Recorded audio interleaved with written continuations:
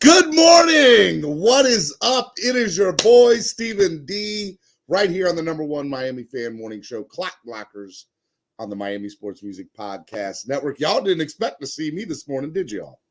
I know y'all didn't expect to see me this morning. I'm your host, Stephen D. You can follow me on all social media platforms at Stephen D SKPL. Spread kindness, positivity, and love. Good morning on this Wildin' Out Wednesday. I'm only going to be your host for like the first 30 minutes this morning. And then CB83 is going to come on through and close out the rest of the show. So just like in baseball where there's a closer, and sometimes if you live in Tampa, they have an opener, I'm the opener this morning. That's right. I'm the opener. We got a great show lined up for you today. It's Wildin' Out Wednesday. We got our girl Tamaris that's going to come on. We got Cameron 954 in the building. We're going to have a good time here. Let me do the rundown real quick. Follow Miami Sports Music on all social media platforms at Miami Sports Music and on Twitter at MIA Sports Music as well. Make sure you guys hit the like button, and just want to remind you guys, we're 97 people away from 10,000 subscribers. Let me say that again. We are 97 people away from 10,000 subscribers. That's a big deal. That's a big, huge, humongous deal. So make sure you guys check that out. It's going to be really good stuff. Make sure you guys subscribe to the channel. 97 subscribers away. Come on. So you know what that means? What you're going to do is, matter of fact, I'm going to help y'all to show you what you're going to do. This link that I'm going to put in the chat, you're going to copy it to 10 people, okay? I want you to copy it to 10 people today. Can you do that? Can you let 10 people know, hey, look, subscribe to this channel. Take this message that I just put in the chat, and you're going to take it, you're going to copy it, and you're going to forward it to 10 people in your phone, on Facebook, on Twitter, whatever you're going to do, just make sure you guys do that. I would love to get to 10,000 this weekend on Thanksgiving weekend. So it'd be a huge, humongous, awesome thing to do on Thanksgiving weekend. Big show. Thanksgiving's tomorrow. So just so y'all know where I'm at right now, I'm in my living room, and I got the World Cup on to my left. I got Germany and Japan in the second half, 73rd minute. Germany's up 1-0 over Japan. So I've been all about the World Cup for the last few days. Waking up early in the morning, staying up, till 2 in the afternoon to watch it, and getting a lot of work done. But make sure y'all do that. Hey, look, you want to sign up, become a member of the channel today? Make sure y'all do that. Become part of the family. Make sure you sign up, become part of the family. It's going to be awesome. Would love to get 2 new members today. Can we get 2 new members? Would love to see 2 new members today. We want to help the channel grow by donating. Lots of different ways you guys can do that. You can use the YouTube Live Super Chat, which is the $ down at the bottom of the chat. You guys can use that there. You guys can also use Cash App, which is $MSM Podcast Network. You can use the QR code right on your screen, or you can use PayPal, which is also MSM Podcast Network. Make sure you all do that. Help the channel grow. As a matter of fact, if you're watching right now, donate $1. Donate $10. Whatever you can donate, it goes such a long way into helping the channel grow. And there's a lot of stuff we want to do. So make sure y'all do it. ZSM Sports. Shout out to Zachary at ZSM Sports. I talked with him for about 30 minutes yesterday. He is going to be sending out, for example, the Javon Holland jersey that somebody won. I will be getting that here within the next week and being able to send that out, hopefully. And I got a lot of other cool stuff. I got some more jerseys coming in the mail. I got some cool mini helmets, some 8x11s, some car. I got a lot of cool stuff coming through. So make sure you guys stand by for it because it's good stuff. I'm excited about it. I'm really excited about it. It's going to be a lot of fun. Hangry Owls, good food, good mood, craft subs and salads. Make sure you go Hangry Owl 305-279-5332. Use the code word SKPL and get $3 off your subs. But if you go on Friday and use the code word SKPL, you'll get $6 off your subs. So make sure you follow Hangry Owls on social media at HANGRYALS. And then Vasasor. I also had a big hour-long conversation with Vasasor yesterday. Let me tell you. So yesterday, Vasasor, myself, Dolphfreaky, we were on a call. We were talking about the big watch party That's right. The Buffalo Bills game, December 17th, December 18th, whatever day it ends up being, there will be a humongous watch party at Bezasaur. It's going to be awesome. It's going to be in Wynwood. It's going to be crazy. It's going to be free to get in, but you're going to have to get the tickets. They're going to be free tickets. It's not going to cost you anything. We're going to have the link up on TAILGATE, hopefully by the end of this week or early next week for that. And it's going to be fun. I'm so excited about this Bezasaur watch party in December 17th, December 18th. I hope if you're in the South Florida area for that Buffalo Bills game, you come out and watch with Dolph Freaky and myself.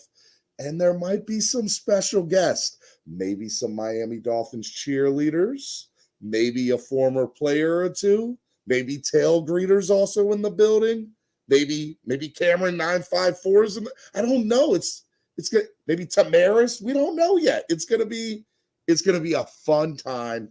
Make sure you guys go follow Bezasaur. Born and raised, the official beer of Clock Blockers, a beer created for the fans by the fans. Great place to sit. Look, tickets are absolutely insane. If you guys are over in Qatar right now and you're watching the World Cup and you want tickets to the World Cup, greatplacetosit.com is the place to get them. If you guys are going to the game on this Sunday and you guys need tickets for the Texans game, Texans Dolphins game, greatplacetosit.com. Make sure you go to greatplacetosit.com. They're going to be the ones that are going to help you out. They're absolutely amazing. We love them. They're good people and it's good stuff. And last but not least, TAILGATE. We love TAILGATE. Download the app today on your current Crapple. Sorry, did I say that right? Is it Crapple? I think it's Crapple. That's how you say it. Or Android device today. Make sure y'all do it. This Sunday, if you guys want to go hang out at East 32 Dolphins Tailgate, my man Batman will be in the building holding down the fort for the Miami Sports Music Podcast Network. And Cameron 954 will be on the grill master that he is, making sure the food is it's going to be awesome. DJ Breezy's going to be in the building, all inclusive. It's amazing. It's good time. Solo D is going to be in the building. It's going to be a lot of fun. Make sure you guys go check that out. All right. So without further ado, it is Wildin' Out Wednesday, and normally it's just chill. CB83 will be hosting. He'll be on in about 25 minutes to hang out with us. But without further ado, let me bring on the co-host for today's show, Mr. Cameron 954. What's up, Cameron? How are you? Yo, good morning, Stephen D and Clock Blockers fam. Happy Thanksgiving, everybody. Happy Thanksgiving to you, man. You got anything special planned for tomorrow? No, just cooking, a couple things here and there. Dude, it's gonna be it's gonna be a lot of fun, man. It's going to be a lot of fun. I'm heading to a friend's house. It's gonna be good stuff. Wow, let's go. Phins up Wednesday. Getting my money gang up so Pete and Wolf can enjoy their crow in silence. Yeah, man, we got about 40 already starting Wildin' Out Wednesday with a $20 donation. I love it, man. Awesome, I love it. Awesome. Got about 40 people I'm cooking for, man. I got turkey breasts, I got ribs, I got leg of lamb all going on the smoker tonight. So, yeah, we're doing it up big, as we do every year. I'm excited, man. I got to make a couple side dishes and do that. But, hey, look. Let's get our girl. Wildin' Out Wednesday. We're not doing a show. By the way, there's no show tomorrow. We're going to enjoy the day tomorrow. There's no show. And there will be a show on Friday. I'll be back on Friday with Jason Sarney. So it'll be a good show on Friday, but there's no show tomorrow. Because there's no show tomorrow, that's why I'm here this morning to be hanging out with you and our good friend to the show that comes on each and every Thursday for Throwback Thursday, Celebrity NFL Pick'em, Tamaris. What's up, Tamaris? How are you? Guys, I'm good. Sorry I don't have my camera on. I am still demolishing the floor right now, and I look like a crazy mess. But I will We don't care about that, Tamaris. We just care that you're here. I cannot be in public eye right now. Like, I look absolutely atrocious. But You cannot be seen. Listen, I feel like I had a good week. I just have a feeling. So come on, tell me what I did. Let's go. So yeah, no. Week 11, there was 14 games. First time ever, I finished last with 7-7. Steven was one pick better at 8-6. I finished above 500. Let's go. But we got to give it to Tamaris because she absolutely smoked our asses with a record of 11-3. Stop. Time out. 11-3. Are you sitting here telling me that if people bet on the games and used Tamaris's picks, they would have won big last week? They would have won big. Oh my 11 God, and what 3. in the world is And going I'll on tell you here? something else. We both, all three of us picked Denver, which they shit the bed. We all picked Minnesota, and they got trucked. They did. So Tamaris is with us on those two picks, and the only reason she missed this other game is because she's a New York Jet homer, and she picked the Jets. I know. Hey, look, she was a touchdown away from that not being the case, though. That was a horrible game. Horrible It was game. Trash. But Straight trash. 11-3, and that makes 11-3. And that makes 5 weeks in a row where she hasn't lost to either one of us. Do you have anything to say, Tamaris, to us? I can't tell you until like the last day that we're on this, but I have a thing going. Like I have a formula. strategy. Okay. She's got a formula. And this is the second. Look, you're killing me, so I can't say nothing. I host the show, and you're killing me, Tamaris. I don't know what's up with that. This is the second week that she's got 11 wins, too. Like week. What was it? My birthday's 11/11. It's November. I mean, let's go. 11. We better play that for the lottery. Week 6. Hey, little World Cup update. Japan just scored. Japan and Germany tied at 1 apiece in the 82nd minute. So, dude, if Japan goes and gets a point on Germany, that's huge. Not as big as Saudi Arabia beating Argentina, but Saudi Arabia beating Argentina yesterday was absolutely an insane look at the World Cup. It was crazy looking. All right, let's go, Cameron. Give us the picks for this week. Hey, Tamaris, full slate of games, including 3 tomorrow on Thanksgiving, our annual Get Fat and Watch Football Day. Fatter. So we're going to start. Tamaris didn't laugh at that. I thought it was funny. And guys, big news that I just got yesterday. I had MTV reach out for me to be on a show. I can't talk about it now, but hopefully everything works out. I'm so excited. So I can't get fat. And basically what you're saying is tomorrow your portion sizes at Cameron's house are going to be like this big. Yes, exactly. No. I've got a funnel for her mouth, and I'm going to be stuffing that turkey down. You know what? Real quick, I picture it like in Seabiscuit with Tobey Maguire's character when he's eating at the table and he's got the full plate of stuff, and then when he decides, you know what, I'm going to go back and be a jockey again, he has like the little small portions on his plate. That's Tamaris. You know that it is. Awesome. I'm just messing with you, Tamaris. Go ahead, Cameron. All right. So here we go with the picks, starting with Thanksgiving tomorrow, the early game. Buffalo Bills facing Detroit in Detroit. Bills.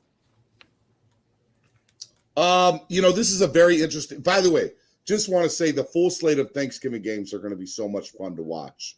And to start out the day with Detroit, who, by the way, is on a 3-game win streak, facing Buffalo, who had to play in Detroit this past Sunday because of the snow that was in Buffalo. Look, I can totally see Detroit pulling out the upset. I feel very confident about it, and I think Detroit's going to pull out the upset in Detroit against Buffalo in the first game.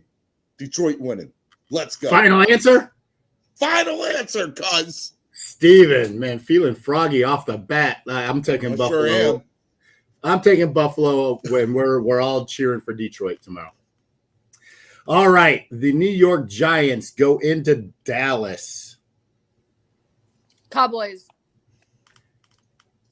Last week I was so ready for Kirk Cousins and the Minnesota Vikings to take that next step against the Dallas Cowboys. And for Dallas to show up and score 40 points last week or this past Sunday was absolutely insane.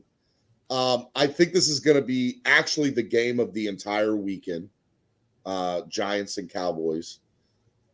And I got to go with the Giants. They're at home. It's Thanksgiving.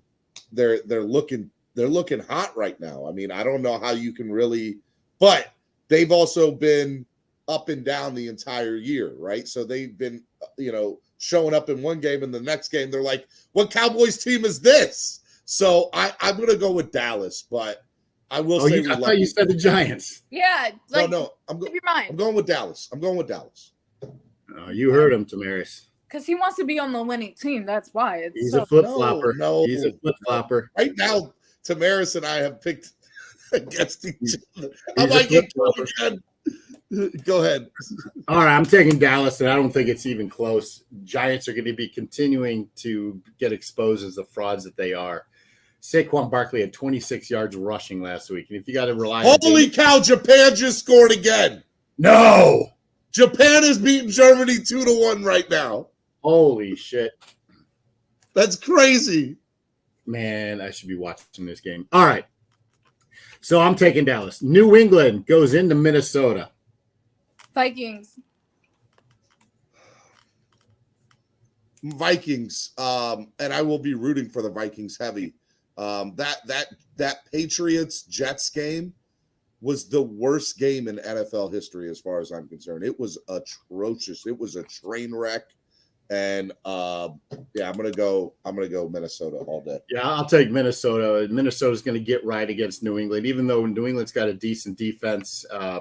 There's no way that Minnesota's too good of a team, and this game's not on national TV or on any game of the week, and it's a 1:00 game, so Kirk Cousins is going to thrive. Denver going to Sunday. Denver goes into Carolina. Panthers. Very interesting. Sam Darnold's supposedly is coming back for this game. The quarterback situation in Carolina has been very, topsy-turvy, I guess is a good way to put it. But Denver at the same time too, they have not looked good for the most part of all year. They've won a couple of games where I've been surprised they've won. If I'm honest with myself, does Sam Darnold make that big of a difference for Carolina? I'm gonna go Denver because I just don't have any faith that Sam Darnold's the answer for Carolina, and they've looked bad. They've looked really bad the last couple of weeks. Listen, Baker Mayfield was atrocious. That dude's going to be out of the league if not next year or the year after. I like PJ Walker, but he's got an ankle injury. They don't know if he's going to play, and they've already said Darnold is more than likely the starter. If Walker plays, I'm taking Carolina. Who you taking, Steven? I'm going to go Denver. Yeah, I'm gonna stick with whoever's at quarterback. I'll take Carolina. Nanza Chill says Denver would be 8-1 if they scored 18 or higher in every game. So there's a that's wild to think about, by the way. There's a podcaster in Denver that is tracking the touchdowns versus the amount of bathrooms that Sierra and Wilson have in their home. Sierra and Wilson have 12 bathrooms, and he's passed for 7 touchdowns. So right now the bathrooms are winning. All right, Tampa Bay and the Giselles. Shout and Pete's Takes for donating $2, $5, $1. I appreciate you guys getting the donation train started today. Hey, and Pete, listen, I like PJ, but it's like, who's the prettier, never mind. Tampa Bay goes after Cleveland.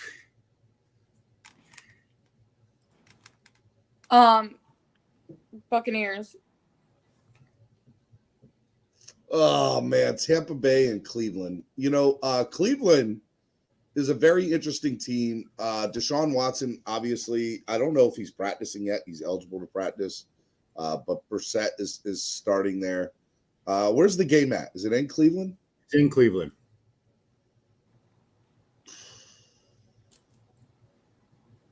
I'm going to go Tampa, but I will not be surprised if Cleveland pulls it out. But I'm going to go Tampa.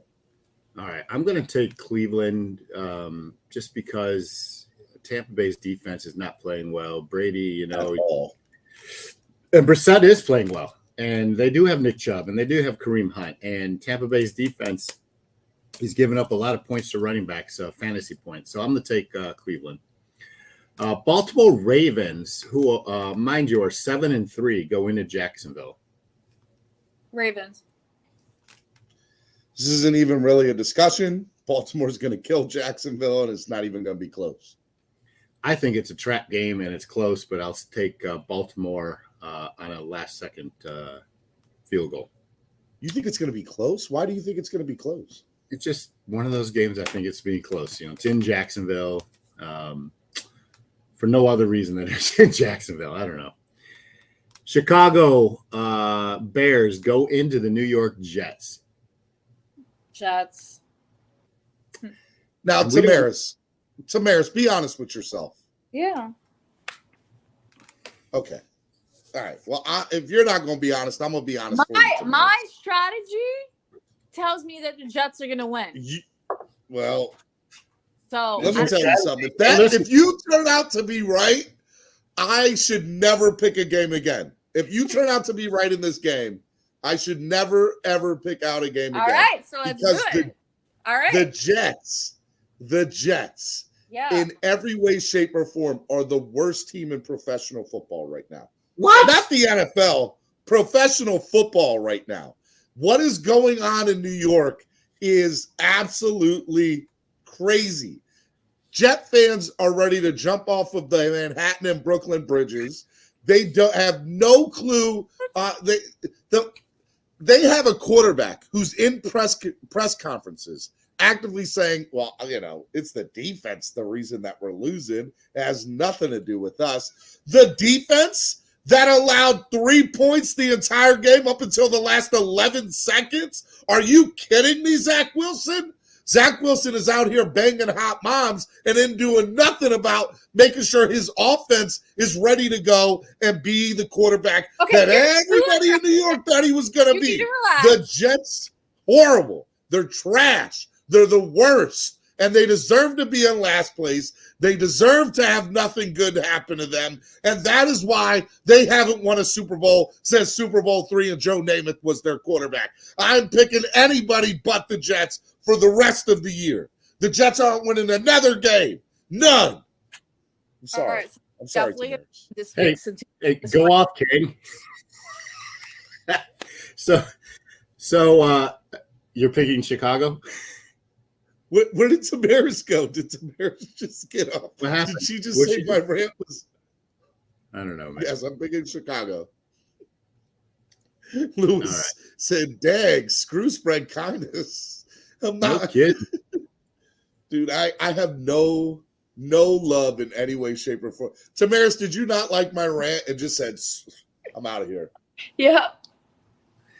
All right, man. Listen. If Justin Fields doesn't play, this game isn't going to be close, and I'll take. And I hope that White or Flacco, start over Wilson, just for the Jets' sake. But I'll take the Jets. Yeah. What? Did y'all watch the game on Sunday? Did y'all see what I saw? If Justin Fields doesn't play, there's not a prayer that Chicago wins this game. Okay. Trevor Simeon's their backup quarterback, mind you. Cincinnati. Trevor Simeon's a better quarterback than Zach Wilson. But he doesn't play for the Jets, unfortunately. Okay, go ahead.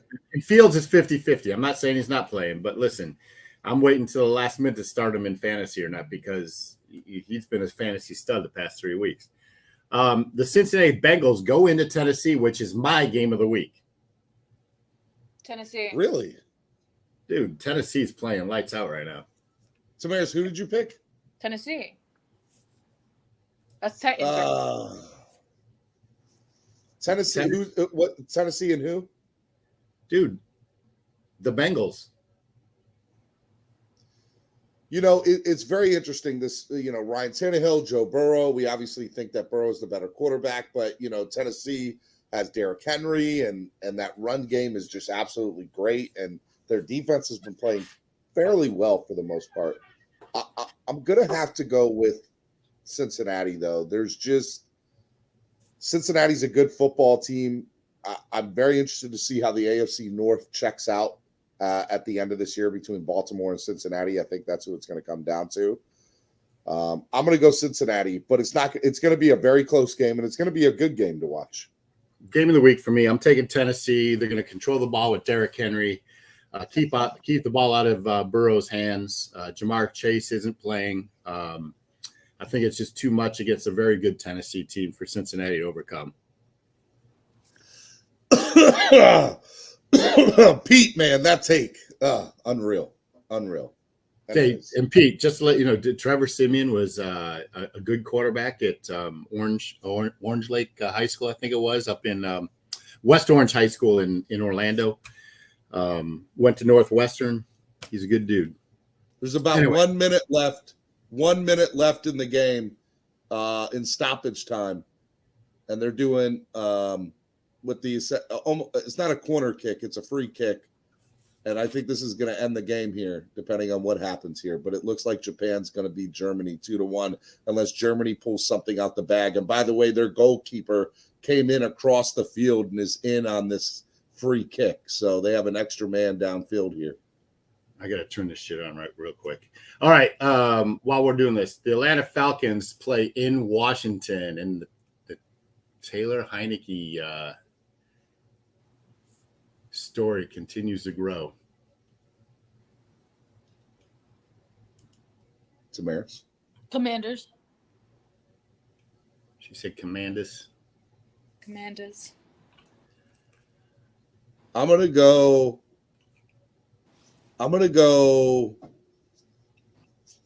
Man, it's so funny. I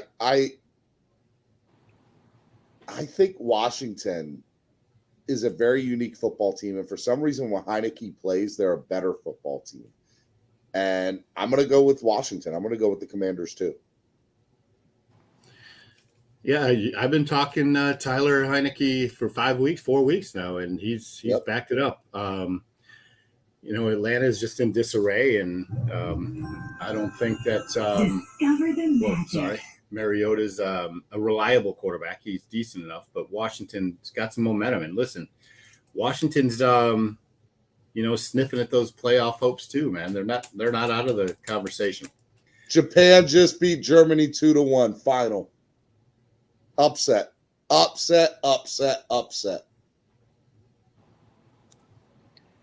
And Cap for life, yeah. Like Tamaris smoked both of us. She was 11-3 last week, and definitely smoked Steven.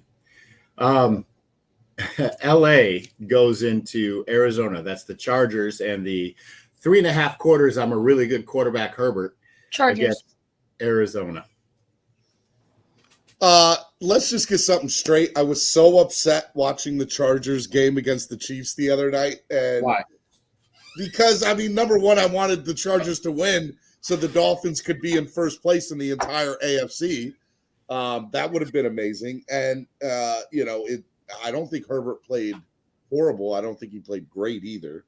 But I'm going to have to go with the Chargers on this one, because Arizona has been one of the very disappointing teams this year for me. I thought Kyler Murray and the Cardinals were going to come out guns ablaze this year, and they have not lived up to expectations. So I'm going to go Chargers over the Cardinals here. Pete, you're just trolling us at this moment. LA Chargers, Arizona, like Colt McCoy is probably going to play again. And so I'll take the Chargers. Let's go 1-2. Your Las Vegas Raiders go into Seattle. Seattle. No, I'm not picking the Raiders. Seattle's going to beat Vegas. I want to see Vegas beat Seattle, but I don't think that's going to happen again. Just like I've been disappointed with Arizona, I've been super disappointed with Vegas this year, just making all my takes look average at best. So Pete might have bad takes. I have average takes. So, I can't say too much. I'm going to go Seattle. Geno Smith, comeback player of the year for the NFL this year. I don't know. I mean, he never went anywhere. He was never anywhere to begin with, though. Hey, so wouldn't you, if you were the New York Jets, wouldn't you want to have Geno Smith and not Wilson? Oh my God. Yeah, right. It's so funny. They had Geno Smith for a while there and they let him go. He goes up to Seattle. He goes to the West Coast. Turns out to be a top 10 quarterback this year in the NFL. And meanwhile, the Jets are stuck with, Zach Wilson, and there's a lot of other nicknames for him. Hey, so I'm taking Seattle as well. Seattle continues to surprise and make their playoff push. The LA Rams versus the KC Chiefs. Chiefs. Yeah, I mean, look, the Chiefs, they proved on Sunday night, like it doesn't matter if Mahomes is down by a little or a lot. Doesn't matter if he has, 2 minutes left to go or 30 seconds. Like Mahomes is going to Mahomes at any point in time. And that's why he's the best player in all of the NFL. And Chiefs are the favorite right now. And they're, and look, they're better than the Dolphins. And so, it'll be very interesting facing them in the AFC Championship game this year.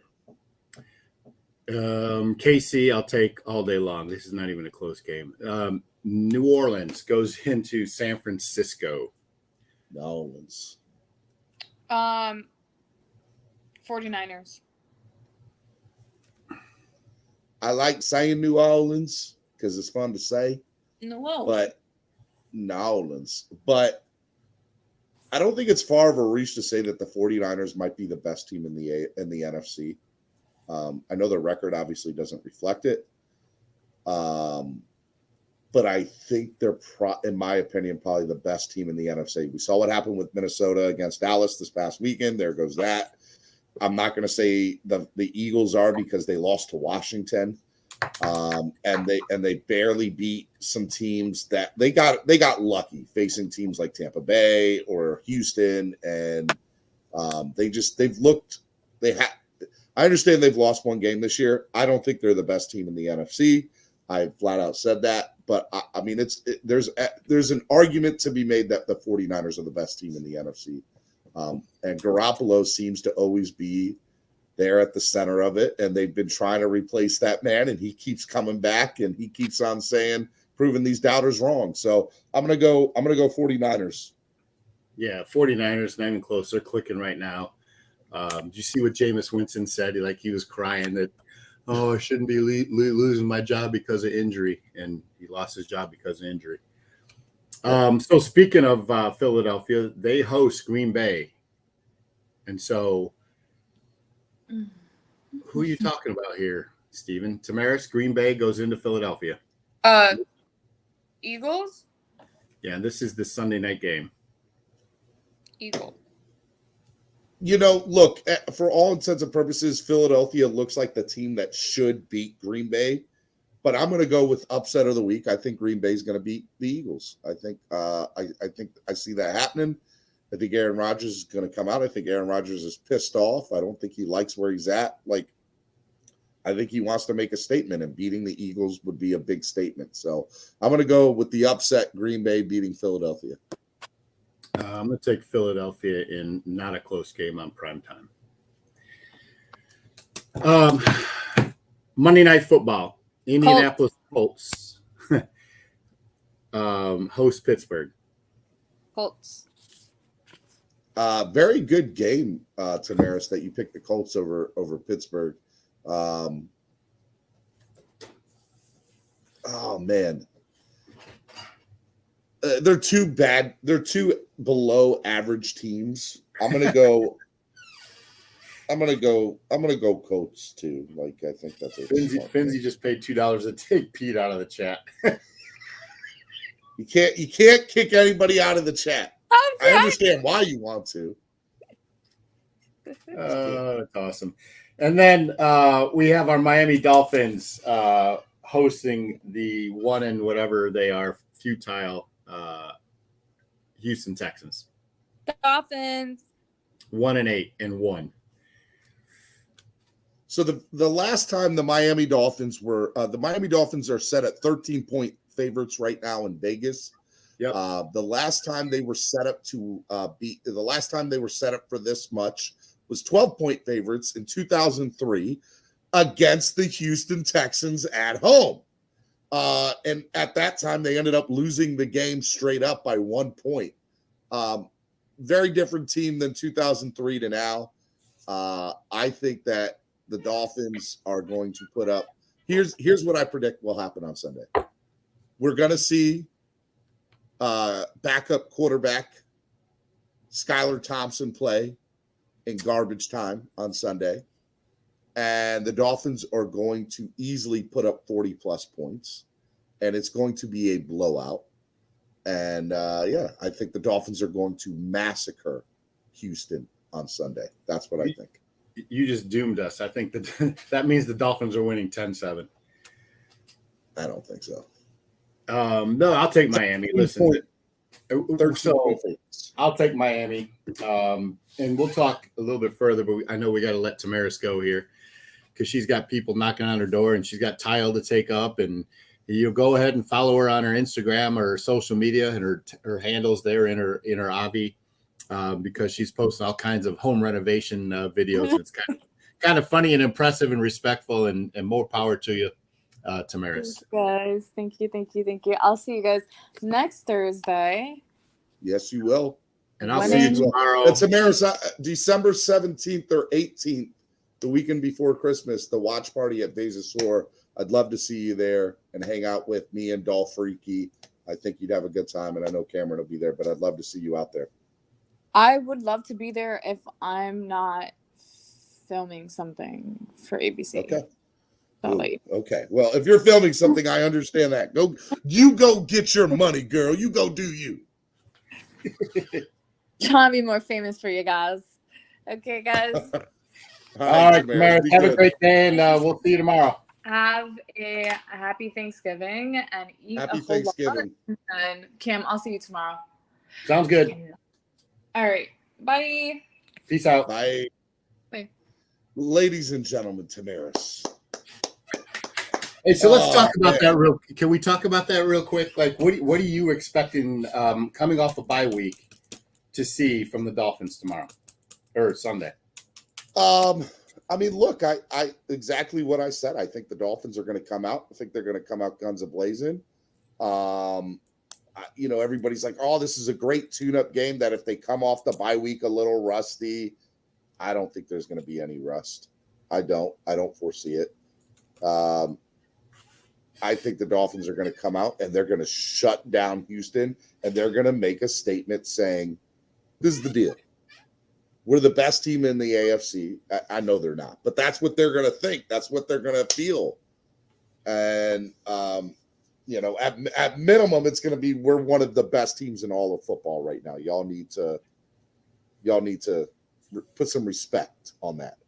And so I think it'll be a lot of fun from that standpoint to watch. I think it'll be a fun game to watch. We were at the last game at Cleveland, and I vividly remember, hanging out in the deep end and Stripe and Dolph Freaky and, Gorilla Luke. We kind of, after the game, we're sitting there and we're like, man, it's so fun to, like, there was no stress watching that game. And I think you can times that by 2 on Sunday against Houston. It's going to be fun. It's going to be awesome.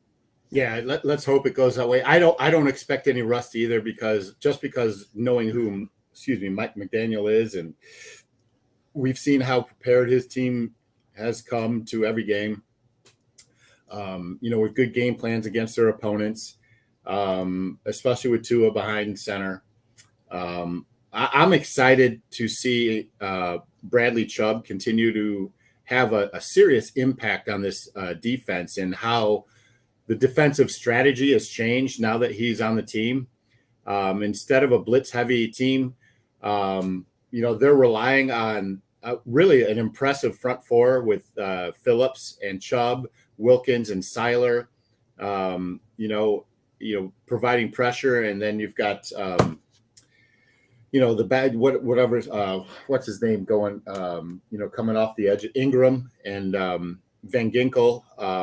There was an interesting stat I saw this morning where prior to Chubb's arrival, the Dolphins this season threw 53% blitz packages on game plans in against the opposing teams. but they were in the bottom half of the league in quarterback pressures. And last week, they actually blitzed less than 20%. I think it was 17% of the time they had blitz packages on, but recorded their highest quarterback pressure rate for the entire season. And that's what Bradley Chubb does to this team. He provides, an opportunity for Phillips to be single coverage, Wilkins and Seiler all to be single coverage. They're rushing 4, and he's providing that extra pressure on the side. And against the Cleveland offensive line that's ranked in the top 8 in quarterback protection. So I'm excited to see, this defensive line continue to evolve, the defense continue to evolve on a whole. We're again without Byron Jones this week, which is disappointing. But if you guys want any evidence of how good Bradley Chubb is, go back to the week 2, I believe, game it was when the Texans went into Denver, and Chubb was versus Laramie Tunsil 1-on-1. And Laramie Tunsil is a top 3 right now, offensive tackle, according to PFF. Man, he was pushing him back all day long into the pocket. Like, it's pretty impressive what Bradley Chubb was doing to Laramie Tunsil, because nobody does that to Laramie Tunsil. Look, it's by the way, my hope and prayer is that Laramie Tunsil's a Miami Dolphin next year. I want to just throw that out there. I think that's something that could happen. There's just so many things when it comes to the Dolphins and just how I see this.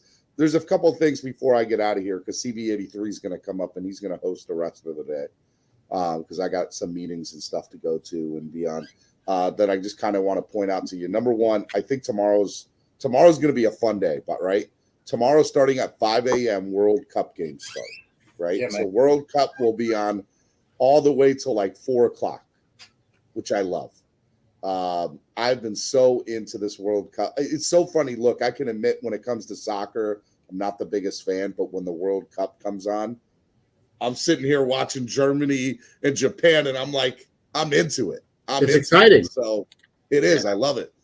And then, I'm excited about that. And so England plays USA on Friday at 2 o'clock.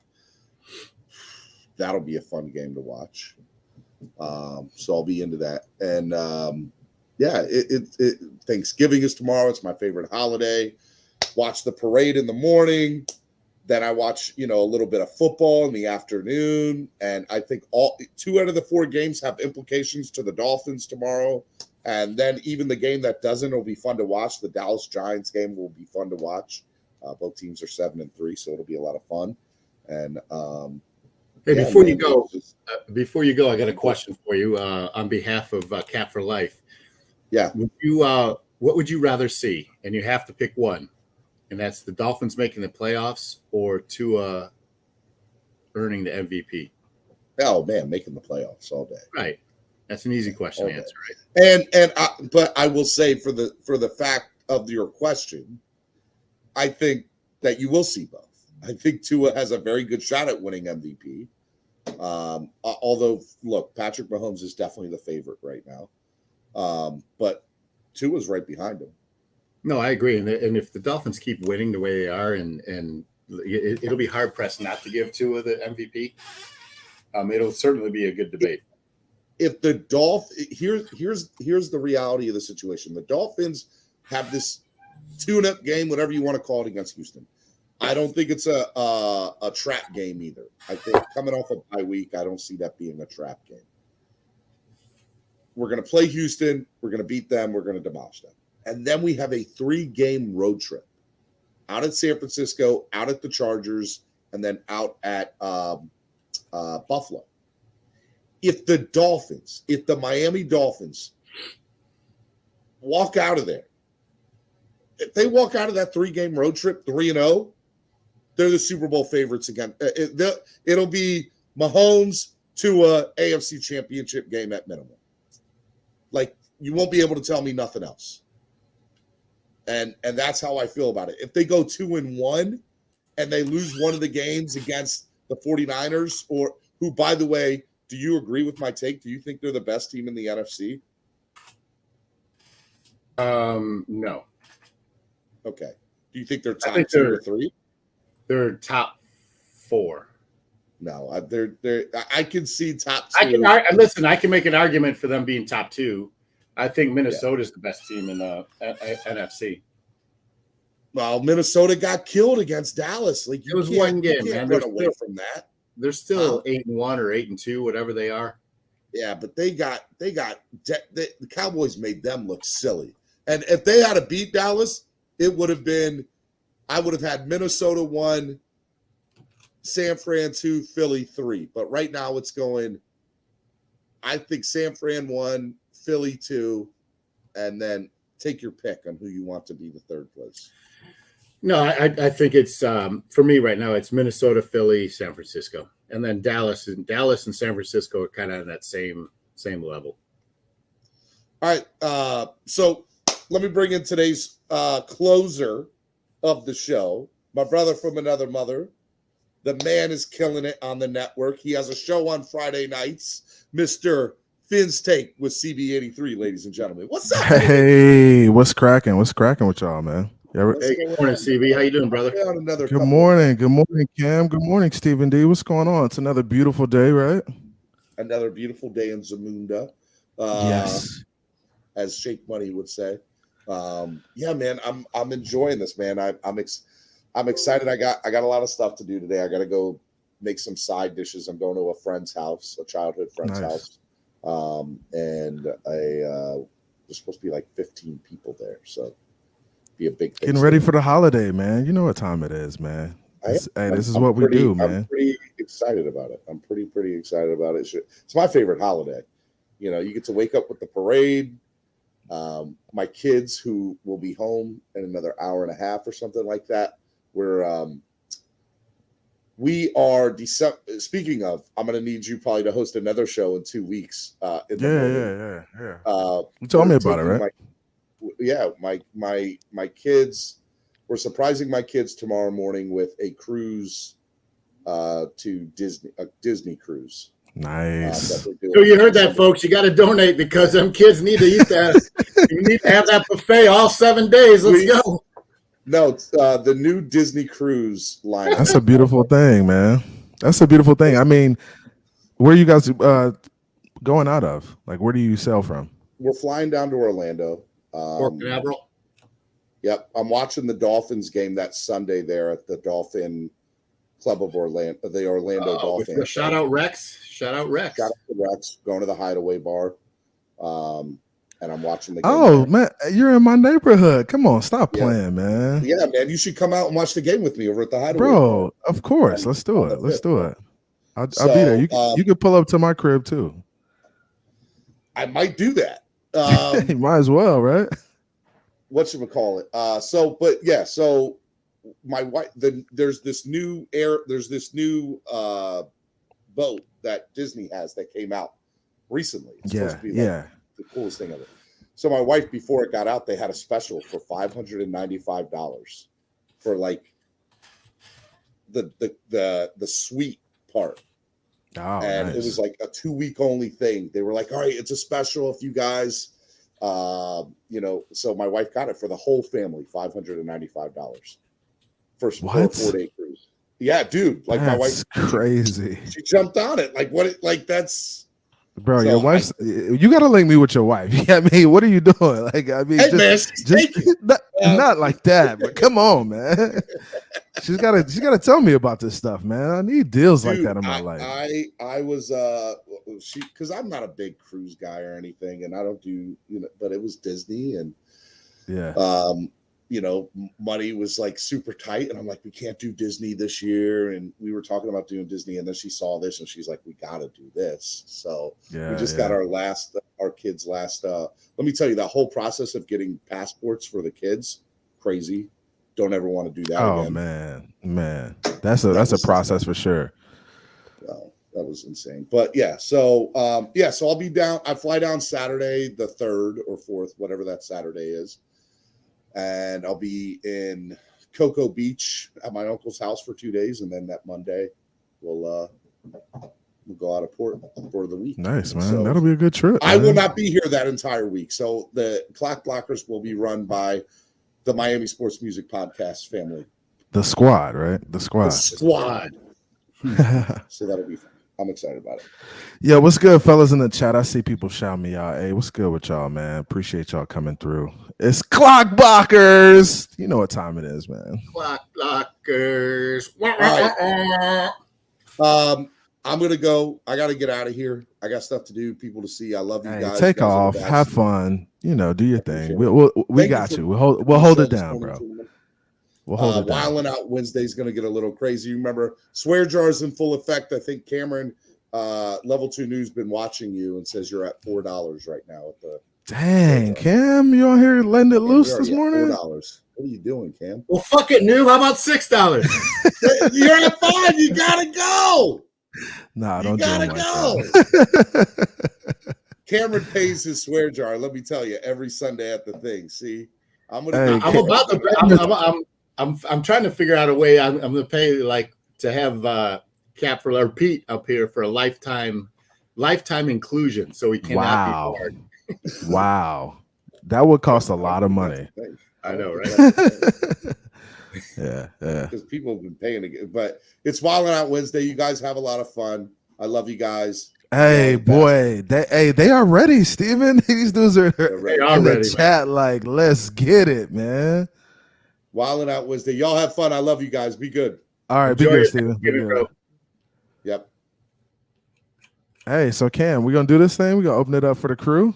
What's up, CB? How you doing, man? You want to chop it up between me and you for a minute? Because I got like 30 minutes here for you. Okay. Because Wilding Out, man, it's for the fans, right? By the fans. It's their really day, man. Get in the squared circle. But I just wanted a couple questions.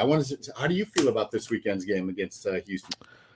Man, it's gonna be a good tune-up game, and that's what I'm looking at it as. You go into we got Houston coming to Miami, and man, we just keep it rolling, man. We keep playing good football. We get the confidence back in the defense. They had a good game last week, right?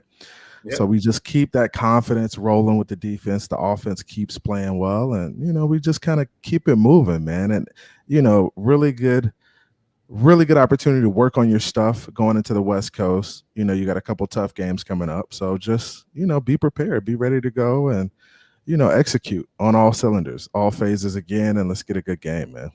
Yeah, no doubt. I know that the Texans have a woefully rated rush defense, and so it's a good opportunity to continue that momentum that was built up last week with Wilson and Mostert in the run game and getting in goal out of the backfield, catching passes, which was a beautiful thing. So, and that's what we'll need to do is continue to establish the run game as we go to the West Coast, right? Control the clock. Yeah, for sure. Keep the ball out of Garoppolo's hands and Herbert's hands. I think that's a huge goal of this team for this game. Yeah, I think so too. And as you go into the later half of the season, you want to be running the ball well. So I think Mike McDaniels is definitely going to put an emphasis on that and make sure guys are just executing and executing in the run game. The blocking schemes seem like they're working well. Ingo's playing good football in the box. So, and Mike McDaniels is doing a good job of scheming the runs. The runs, no matter what you say, they're working because Mike McDaniels is really scheming the guys into good position. So I'm looking forward to it. It should be a really good tune-up game just going into the West Coast for sure. Yeah, I agree, man. It's funny, man, in the chat. Just these guys are wilding already, man. Someone's calling out Bob Joe already, man. The Wolf Pack is out there. That's what you're telling me. The Wolf Pack is ready. Are they ready to do? They're at the door and hungry. Boy, they're knocking on the door, man. So let's go ahead and drop the link. And just keep in mind, guys. You know how I run my show. You know how Steven runs the show. Let's just keep it respectful. No low blows. We're gonna have fun with it. We'll have a good time. Come check us out, man. Come in. We'll bring people in kind of one or two at a time, and then we'll try to get it up to where we're rolling. But let's be respectful of people as we kind of go through, and people are talking. I'll kind of go from person to person and jump from person to person, so we're not all talking over each other, man. So let's do it that way. Me and Cam will kind of run this thing for a little bit. He'll be out of here soon. So you got the keys, CB, man. I'm here to spar with anybody who wants some. All right, let's do it. So, hey, link is in the chat now. Don't act shy now. I put the link in there. They acting shy. Nobody's in here yet. So, usually, the Wolfpack could jump in there quick. But Phins up, Winsy. Let's go. Yeah. So, shout out to the guys in the chat. I see some guys in there. Hey, shout out to Big Pete for the donation, man. Pete says Cam knows football, man. He's a smart guy, right? He's a very smart dude, man. Pete's a very smart dude. Like, we might say Pete has terrible takes, but he's a smart guy. He has it together, man. And then shout out to Phins up Winsy. He says ready. Yeah, he's ready, man. Look, we already got somebody in the back, man. I appreciate you donating. Phins up Winsy. Appreciate you, Pete. It's always love, man. It's always a good time. Let's go ahead and get our first guest in. We got Robert in the back. Robert, what's going on with you, man? How you doing? I was walking into work right now, so can't stay on too long. Okay, yeah. How you feeling, man? I'm doing good, man. Doing good. I'm gonna get my shit done today. Get my shit right. What you got going on today? I got to merge to get this code base up to where it's supposed to be, so that my project. You're breaking up a little bit, Robert. You might want to jump out and come back in. Can you hear us? Yep. Okay. Yeah, you were breaking up a little bit. Okay, he jumped out.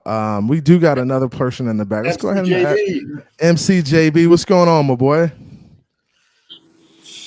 Good morning. Can you hear me? Hey, what's up, player? What's going on, man? How y'all doing?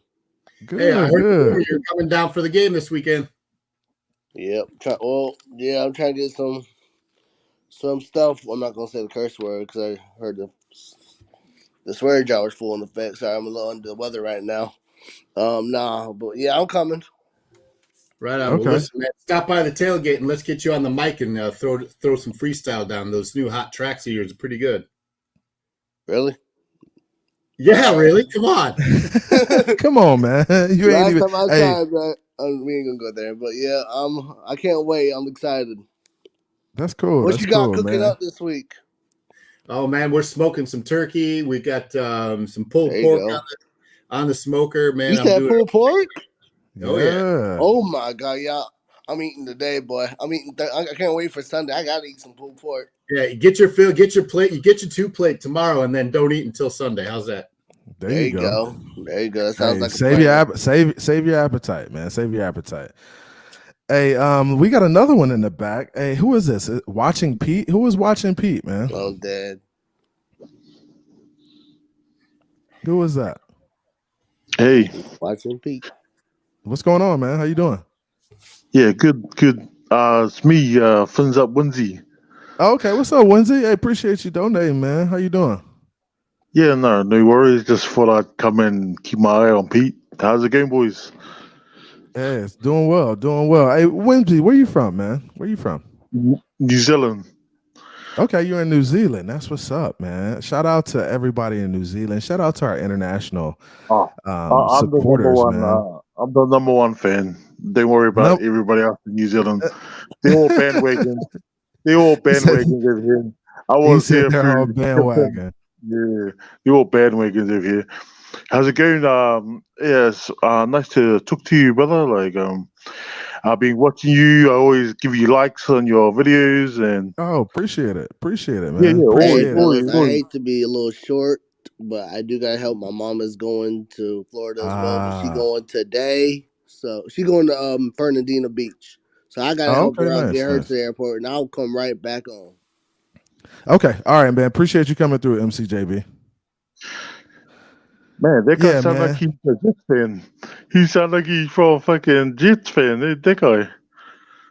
Oh no, MCJB is a good dude. He's a good dude. I think he came in a little groggy, maybe a little tired this morning, man. But yeah, man. What I mean is, you watch some of the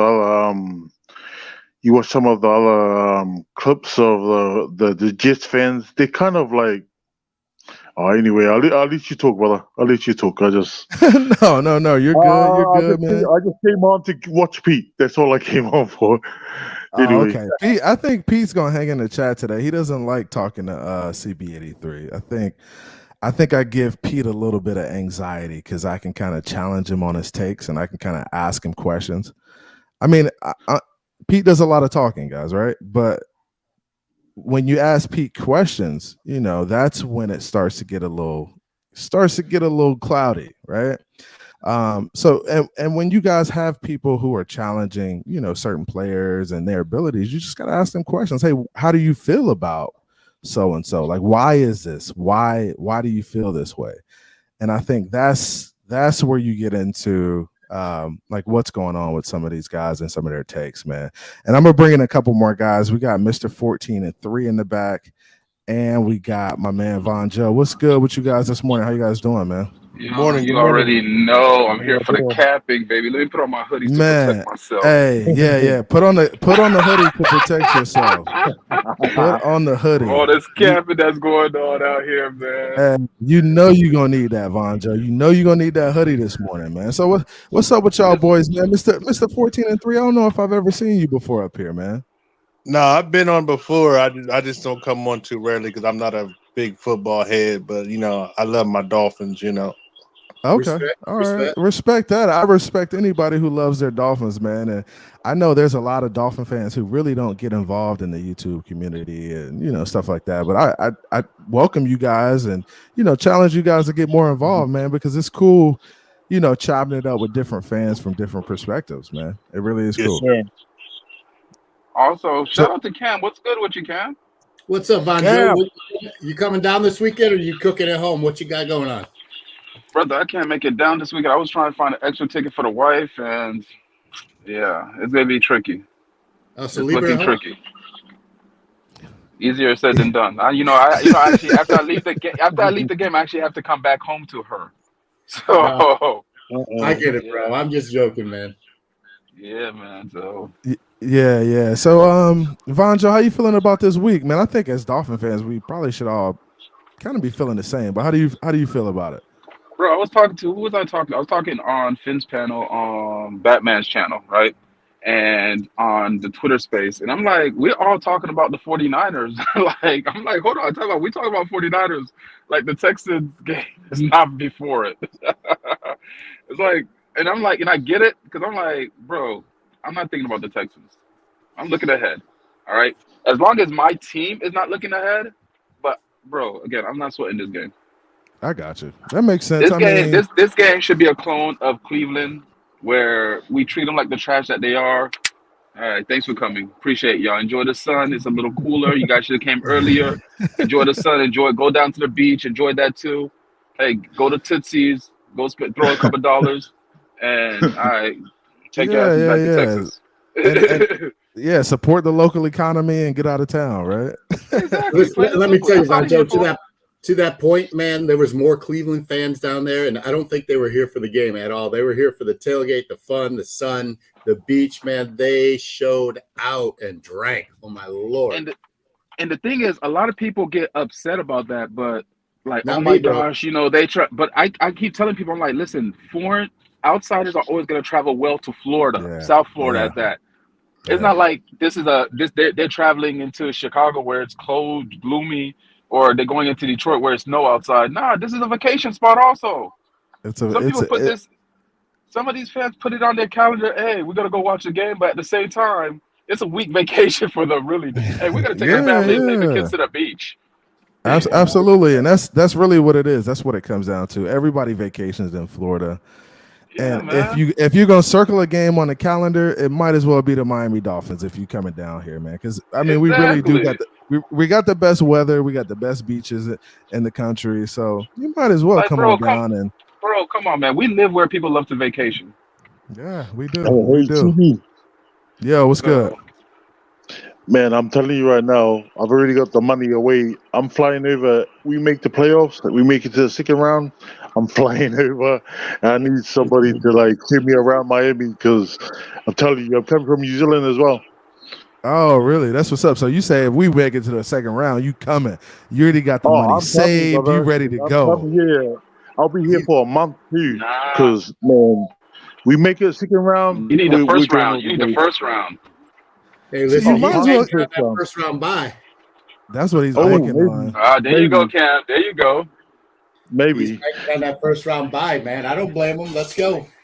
Hey, like I'm let's just trying to talk. lower Let's the talk. level. Let's talk about that a little bit. Let's talk about us having the potential to win. Be the top seed in the AFC. Like Mr. 14 and 13. How do you feel about? Do we have a shot at being the top seed, or do you think it's a wash and Kansas City is going to get it automatically? What do you think about that? Kansas City or Buffalo?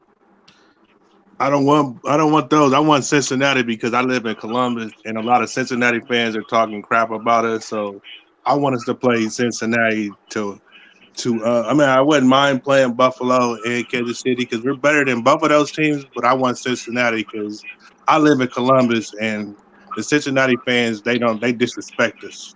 So really, to you, it don't matter what seed we I'm get. gonna You just want to play. chill. You just want to KC play talk. Cincy. It doesn't matter because we're going to go Super Bowl. I'm not going to jinx us, but I'm just saying we're going Super Bowl. We got enough. We got that firepower. We can lose on any given Sunday. True enough, but I think we can make it to the Super Bowl. That's solid. That's solid. Hey, let me before I get to you, Von Joe, I'm gonna go ahead and add in your president, the president of the Wolf Pack. Is that Lewis or is that something? Hey, Wolf Pack. Wolf Pack. You know who it is. You know Wolf Pack in the who it is, building. guy. Why you Hey, acting like you don't know who it is? You know Hey, who throw it the is. Wolf Pack. Throw the Wolf Pack emoji in the chat. Throw the Wolf Pack emoji in the chat. He here, guys. He here. You know who He it here. is. What's up, bro? know we outside with it. We don't hide our face. Ain't We nothing, outside with it. chilling. How's everybody? What's going on, Cam? How you doing, Cam? Hey, everybody's doing good, man. Cam's doing good, right? Yeah, man, we're straight, man. Lewis, how you doing, man? I'm doing good, Cam. How are you, man? Good. So were you the one said you got beef with Von Joe over here? Nah, me and Von Joe are down like 4 flat tires. I got beef with CB83. All right. Let's hear it. Yeah, hey, you right. Y'all down bad like 4 or 5 tires. That's what you are. Hey, Down How bad. can we be down? How can we be down, CB? Our Down team is bad. 7-3. How can we Hey, be down? How we down? I mean, we 7-3. y'all are in good. Look. So you're in a good space, but with your takes, you're in a bad space because your Wolfpack takes ain't really come to fruition. The Tua takes didn't really come to fruition. It's all good though. It happens. It's okay to be wrong sometimes, bro. It happens. Brother, wait, hold on. He got 2 more things to check off for me. That's all I need. So what do you got to check off for you, Vonjo? What do you got to check off? The health. That's one. Consistency, and health, durability. Okay, that's reasonable. I mean, I have the same. I have the same checks, but I think he could be consistent. He shows consistency over this past, 3 to 4 weeks. So I don't think that'll be a problem at all. Family. But if the season was 3 to 4 weeks long, hey, I'll sign him off already. My franchise, but guess what? It's 17 games. Tua Leroy is special. Lewis knows. He's came to the conclusion that Tua Leroy is special. And I think too, man. I think that he's that dude. Hey, listen, I'm not about this belief system. I don't believe in man. Man, believing in a mortal man will let you down, my guy. You got to show me who you are. He hasn't showed you, Von Joe. Yeah, I like that. No, I brother, believe you got in to that show too, me who you are. You got. Von Joe, you can show. What else are you looking for? Here's the thing. I told you durability and consistency. Like you're not gonna give me 3-4 games, and I'm gonna sit there and say, "Oh my God, you're my franchise! Yay, we've come." Nah, bro, it's 17 games of the season. We act like we haven't seen players flash and then fizzle out. Flash. Now, am I saying that's what he's gonna? Hold on. If I say that's what he's you gonna feel like do, this is a flash? I'm not saying that. You feel? No, I'm not saying you're saying that. No, I'm not saying that it's a flash. But I like what I'm seeing. Let me keep seeing it. But that's fair. Like that's fair. That's fair, right? That's what we all want to see. So once I keep seeing it, now I know that's you. Oh, this is who you really are. Okay, you my guy now. All right, let's rock. But at the same time, people like you. This ain't no like married in 90 days. What are you talking about? Nah. Let me see who you really are before I marry you. Married in 90 days. Damn. You feel me? There ain't no 90-day fiance. Like I ain't gonna sit here and put a ring on it, bro. The Wolfpack bring out all the stops. I love this, yo. Hey, You guys, Von Joe, you're right though. I mean, listen, I'm gonna agree with you on this point because there's a difference between excitement and expectation. We're excited right now, but our expectation is to have this go on for a 17-game season, go into the playoffs. Then we have our franchise quarterback. Am I wrong?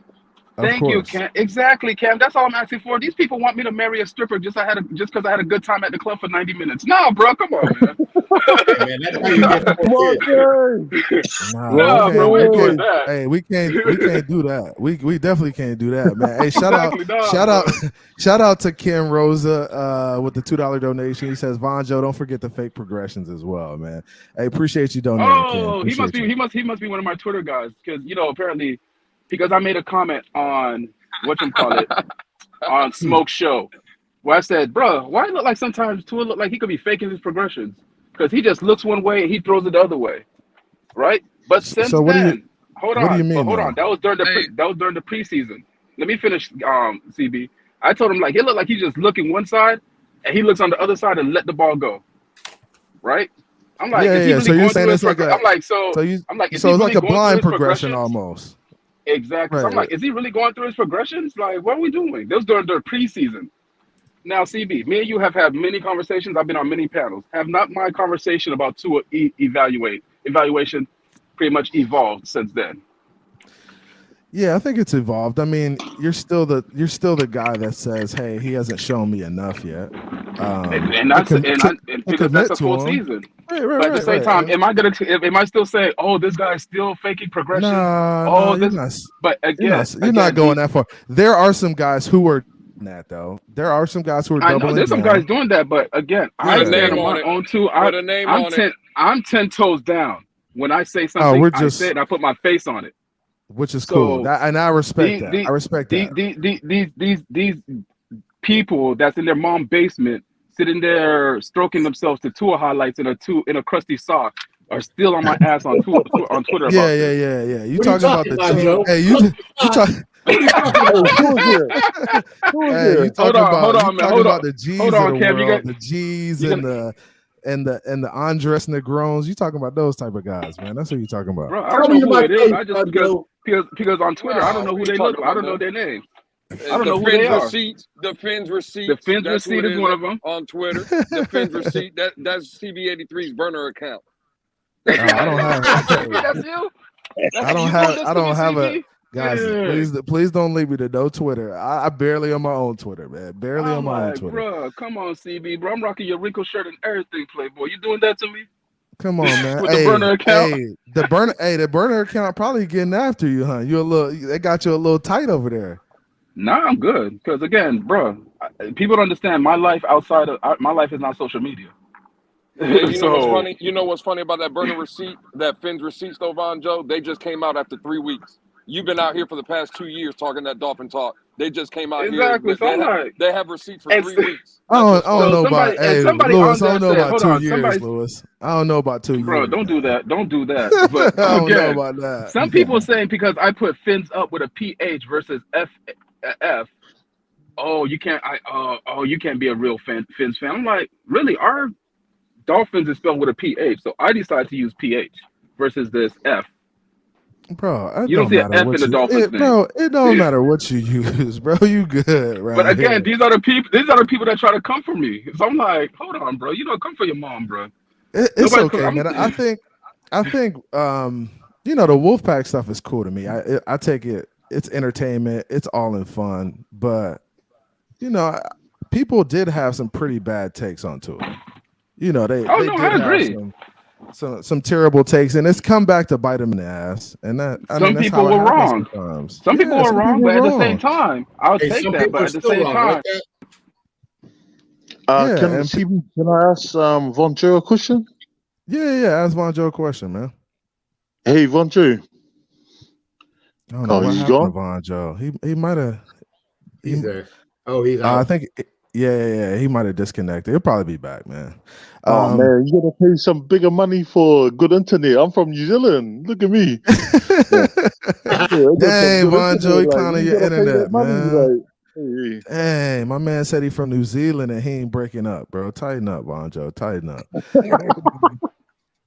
Damn. But Lewis, man, how you feeling, man? I mean, I know, and I respect Lewis because he understands that.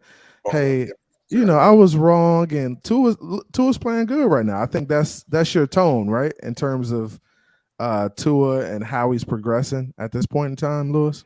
Yeah, but see right there, I wouldn't say I was wrong.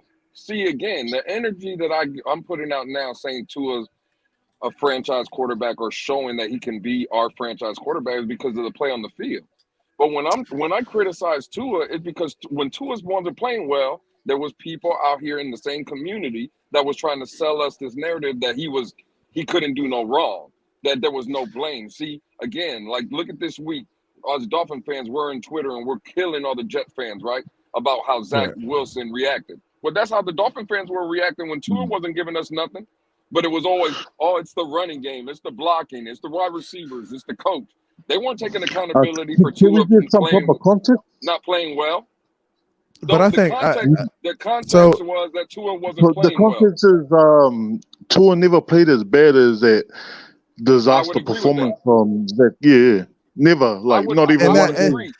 I would agree that Tua's never played as bad as Zach Wilson. But what I'm saying was when Tua wasn't doing what he's doing this season, when he wasn't living up to par of being the 5th overall pick in the NFL, why do we have to come out because he was the Dolphin quarterback and say, well, give him time or he's this and he's that when he wasn't showing us that? Right, and this is the thing, right?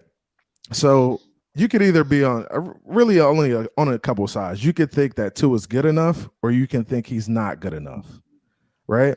So there's a lot of people who thought Tua was good enough to be a good football player. There's a lot of people who thought he wasn't good enough. And you guys were saying that, hey, this kid is not good enough to be our franchise quarterback. Lewis, can you agree with that? Listen, I mean, that's let me chime in there, CB, real quick. Like, there's a lot of things at play here, and in consideration with Tua being in his 3rd year, like he was 5th drafted overall, right? Their 4th year. He was drafted 5th overall. So number one, his expectations, he's going to come in here and be Dan Marino right off the jump. Number two, he had all those injuries. And number three, he had a head coach that really wasn't in his corner. And those are all things that we can agree on, right? Agree. Agree. Yeah. So, this season, he's finally passing the eye test and the stats test. Like he's given us hope, back to what Von Joe was saying earlier about having some long-term success. We haven't seen hope like this out of our franchise quarterback in forever.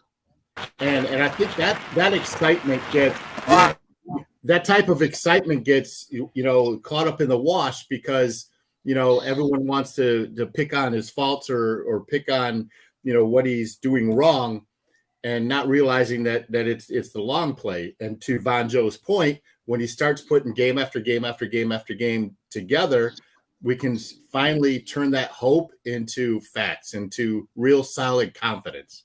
And I think that's what we're experiencing right now. Yeah.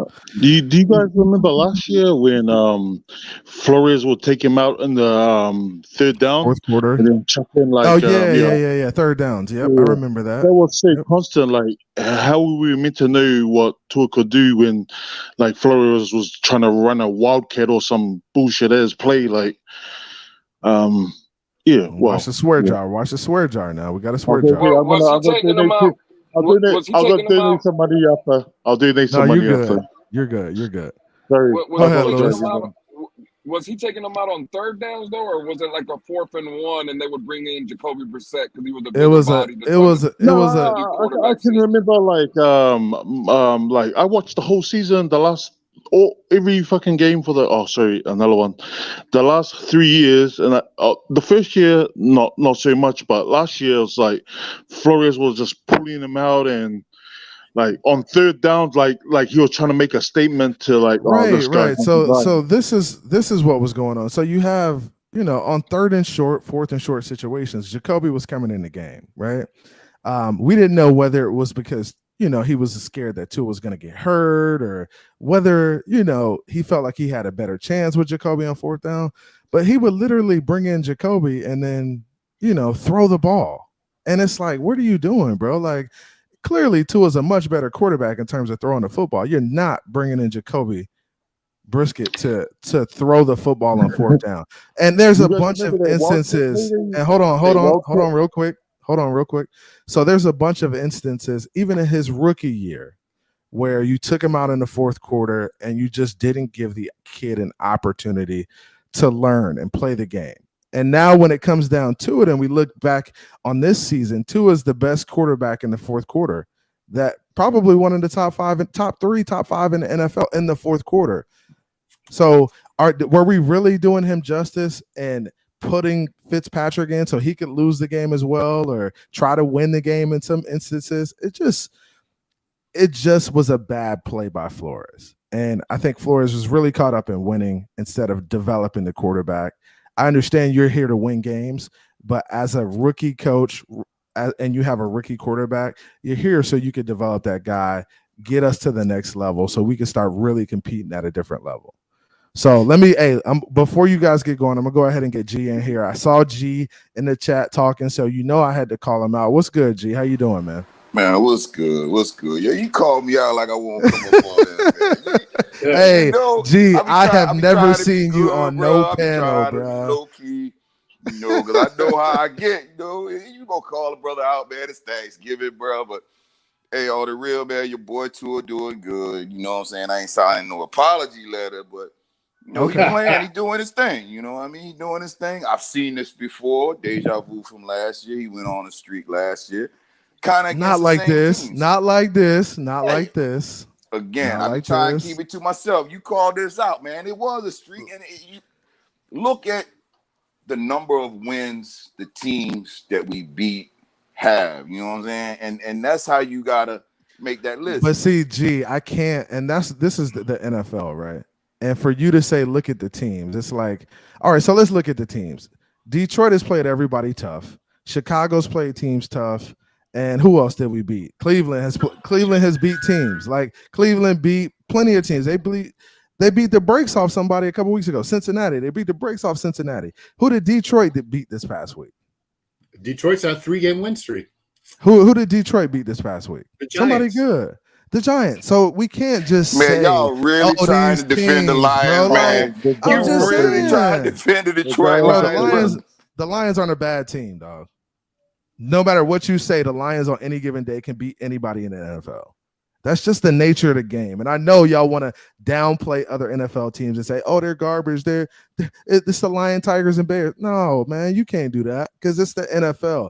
Them dudes line up and play every week. They're professionals. They play a game, but they play really hard, and they're trying to win the game. By all means, they're trying to win, man. But I got a question. Go ahead, Cam. I got a question for G. Like, I understand, your thought process, but do you see a difference between last year and how they went on that streak and this year? Because to be honest with you, G, like they had the same, started with the Baltimore on Sunday Night Football, then they went on that win streak with a bunch of crap teams on their schedule.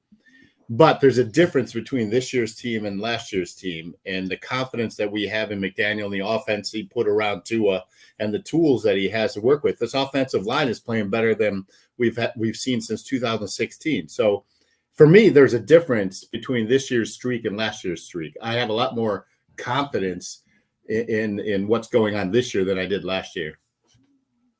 Oh, absolutely, man. Tua he done grew leaps and bounds, man. It's a whole different guy, even from the beginning of this season. The problem is, man, we're going to come up against some teams that them linebackers, they know how to drop back into coverage and get in the way. And when they get in the way, that clouds up the view of where you're trying to throw the ball to.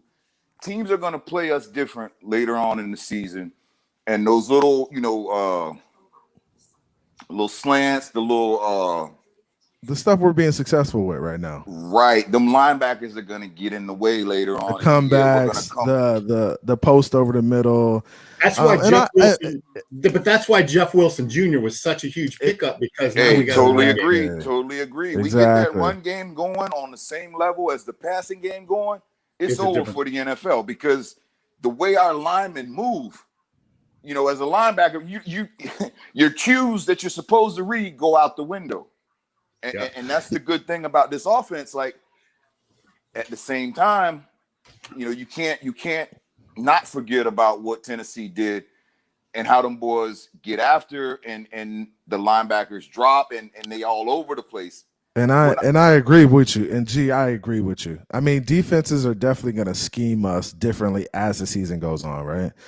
And and this is what I put my faith in. I put my faith in my head coach. He's an offensive mind, and I put faith that he's thinking ahead and playing the chess game too. Like, how are they going to play us now? Now that they see we're being successful running the ball, like, how are they going to play us now? How can we take shots?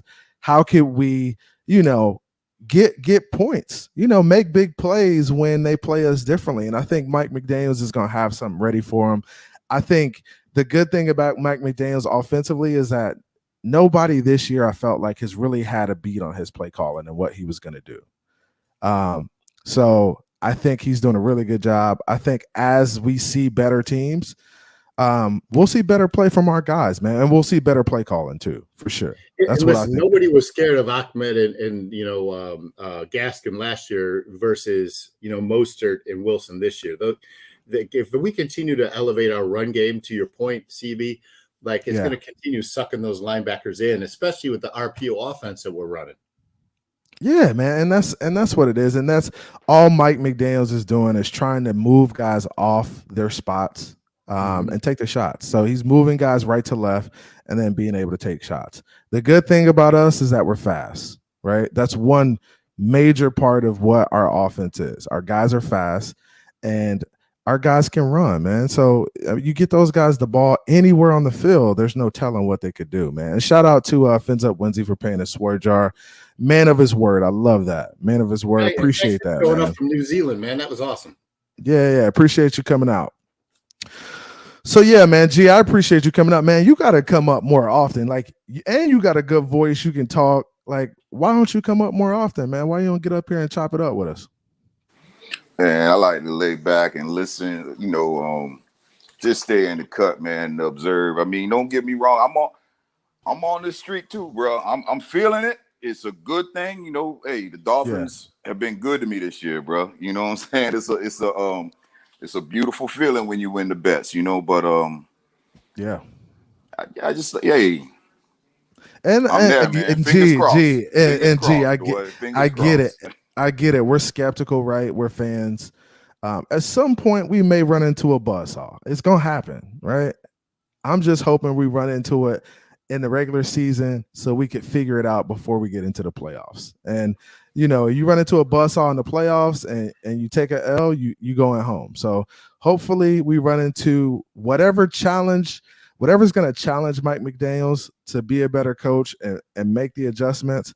Shit, let's get it now in the regular season so we don't run into it in the playoffs. And I think that's what it's about at this point. Hey, spot on, man. But one man, let me throw this out here. Like, against the good teams, man, he's gotten away with some, I ain't gonna say they bonehead calls, because if he gets it, man, we all happy and we like he a genius. But when he don't get it, it's like, man, what are you doing? This ain't Madden.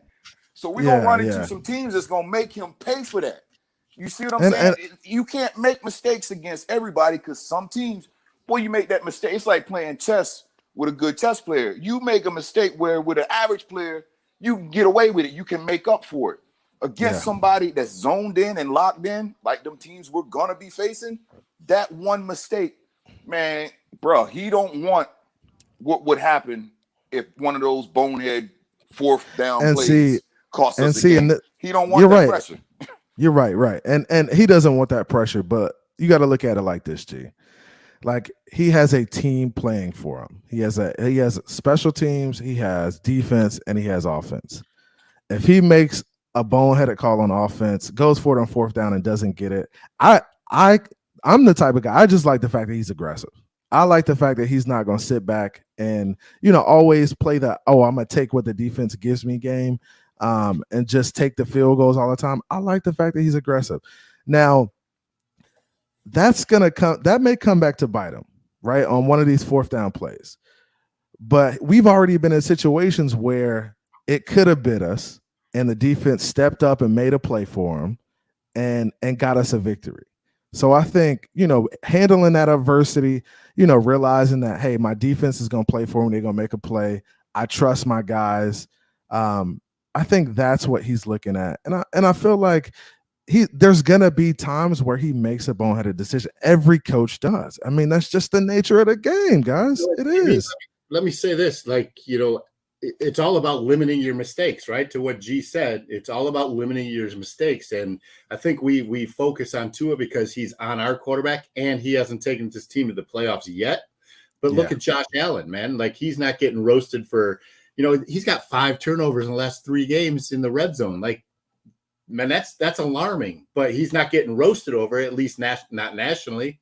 Because he's already been in the playoffs. And I think when Tua takes his team to the playoffs, he'll have earned a little bit of that space to, maybe if he does have a bonehead player or makes a bad throw, that we can give him a pass, or so to speak, because he's shown the ability to take this team to the playoffs. Nice. I appreciate that. And then that was a really good take, Cam. And then let me go ahead and get my guy Batman. Batman, what's good with you, man? How you feeling on this great Wednesday, man? How you guys doing, ladies and gentlemen? How's everybody doing? What's up, Batman? Doing well, man. Doing well. Man. Here at work, enjoying the show. Batman, real quick, you're hosting this Sunday at the tailgate, right? 100%. What time you need me to be there? So you can help out set everything up.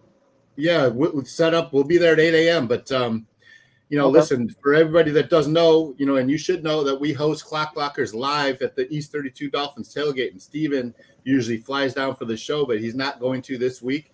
Thanksgiving weekend, he's out with his family and all, but Batman's going to step in and host the show, and man, we're going to have a good time.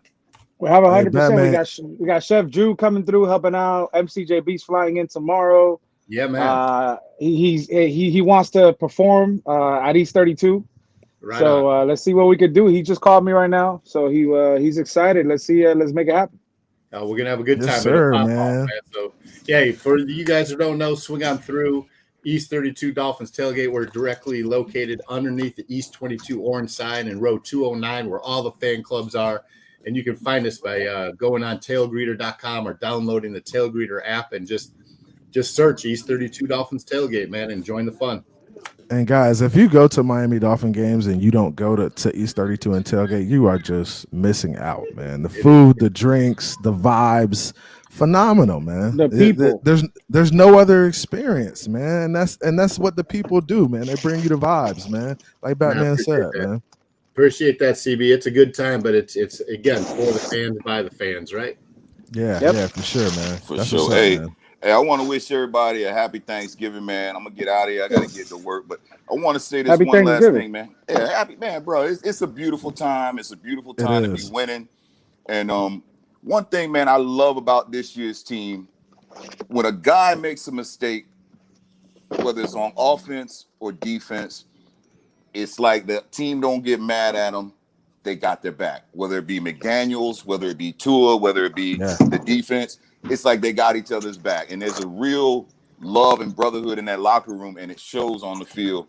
And hopefully they can ride that wave and just keep on going, man. And this is our year, and I feel it. I claim it. So it is what it is, man. I'm gonna get ready for work. Y'all have a wonderful rest of the day. We going up. Appreciate you coming through, G. Appreciate it. We got some breaking news. Zach Wilson just been informed he's not starting this Sunday. Breaking news. Wow. Get him out of here, huh? He's just been informed. Yeah, he shouldn't have made those comments, man. If he would have just kept his mouth shut, he might have been all right. But you gotta keep your mouth shut. Who do the Jets got this weekend? The Patriots again? No, the Bears at home. Shoot, the Bears might give it to him. Well, listen, we don't know if Justin Fields is starting either. So. Oh, really? Yeah, he's got a shoulder injury, right? Yeah, he got a shoulder injury, and but listen, if Justin Fields starts, like, it'll be a lot closer game than people realize. Oh yeah. Yeah. So a question for you guys, so when we look at last year's team and we look at this year's team and we look at how the dynamic, and G kind of brought this point up, these guys are playing for each other, they love on each other. It looks like they're having fun. Why do you think there's such a difference in the demeanor this year as opposed to last year's team? Like what are some of the things that stick out in regards to that from you guys? And we'll start with Lewis on this. Well, offensively, man, this is an offensive league. You bring in an offensive-minded head coach, and you're scoring points, man. And when you got guys like Jalen Waddle, that's fun, and you bring in a Tyreek Hill with all that energy, and he's backflipping, doing backflips on the field and stuff. It just brings them around the energy up, man. Again, this is not the NFL from the 70s, 80s, early 90s, where it's a defensive game. It's all about offense. So now we're an offensive-minded football team, and I just think that's the biggest turnaround. People, when you're scoring points, man, it makes the game a lot funner for not only the players but just the energy in the stadium. I've been there, and it is a good time, man, when you're scoring points and having fun. So that's probably the biggest thing for me. All right, good take. That was solid, man. Offense, huh? So offense kind of changing it around, man. What do you think, Batman? And then I'll go to Cam.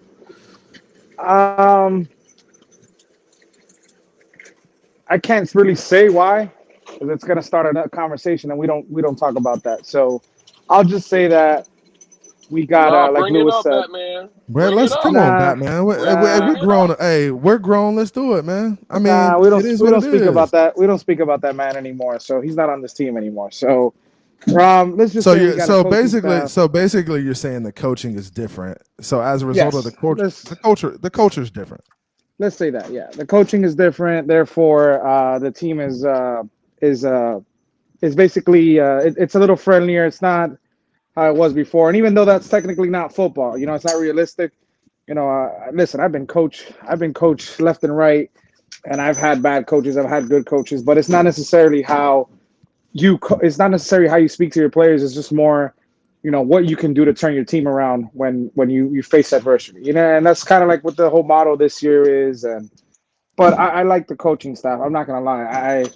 I think it's very underrated, and the fact that we're talking about 2 potential coaches on our coaching staff could be head coaches next year. That's impressive.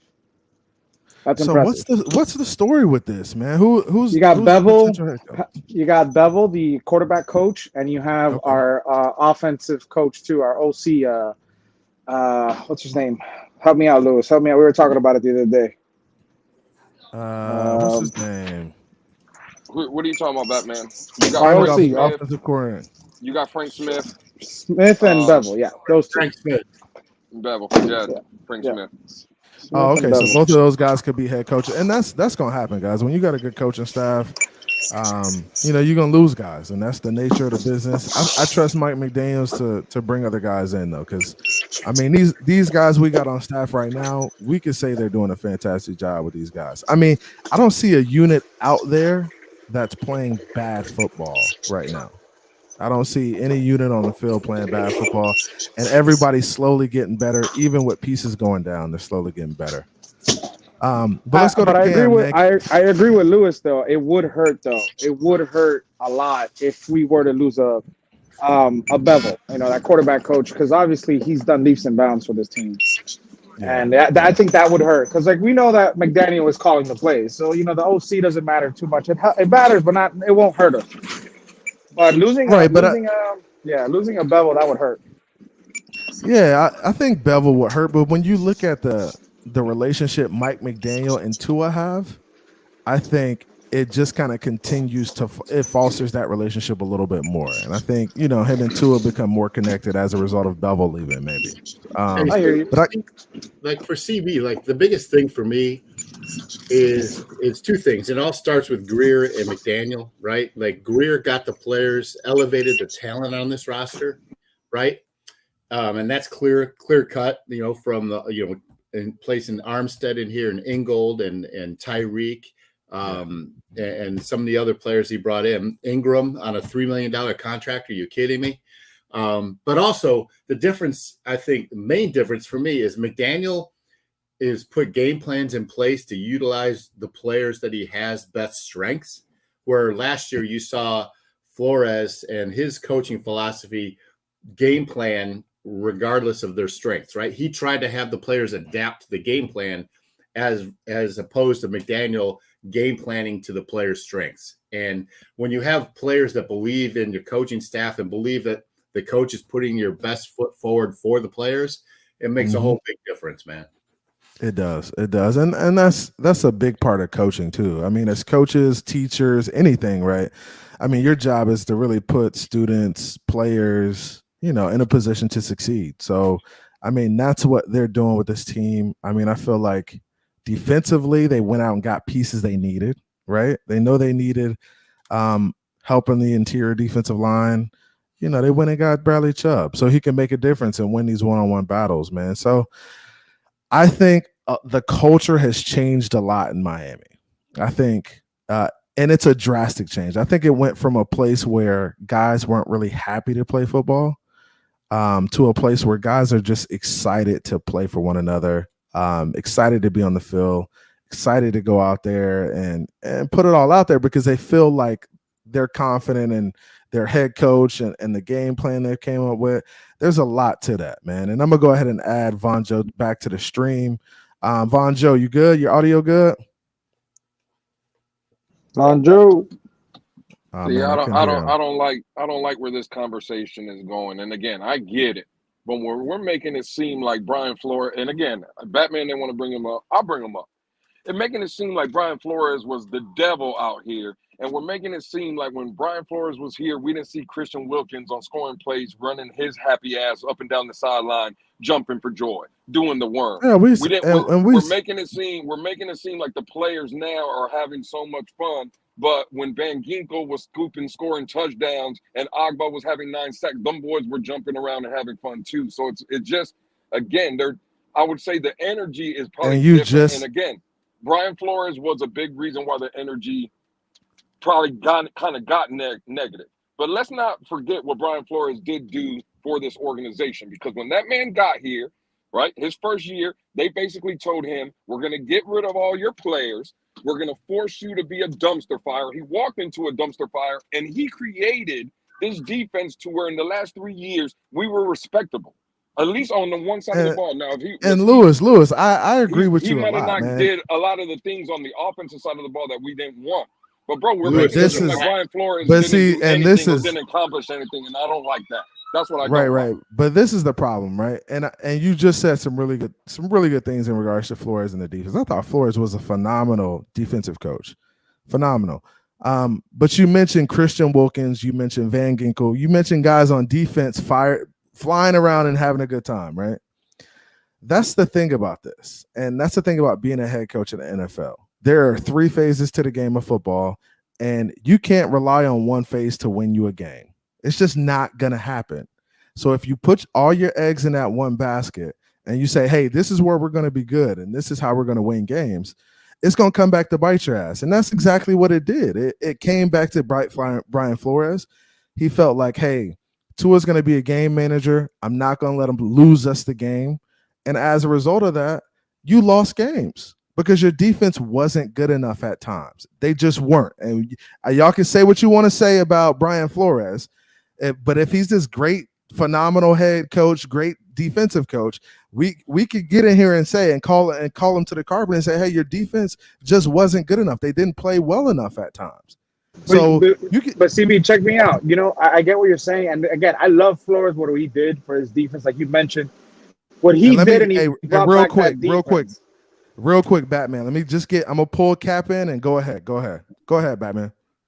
So, like, I love that we got our defense back. We haven't had that since the Dave Wanstead years, and we brought it back. You know, I was excited. I'm happy, but I understand the narrative. People, okay, but we never gave him his 3rd year, his 4th year to see what would happen. I get it.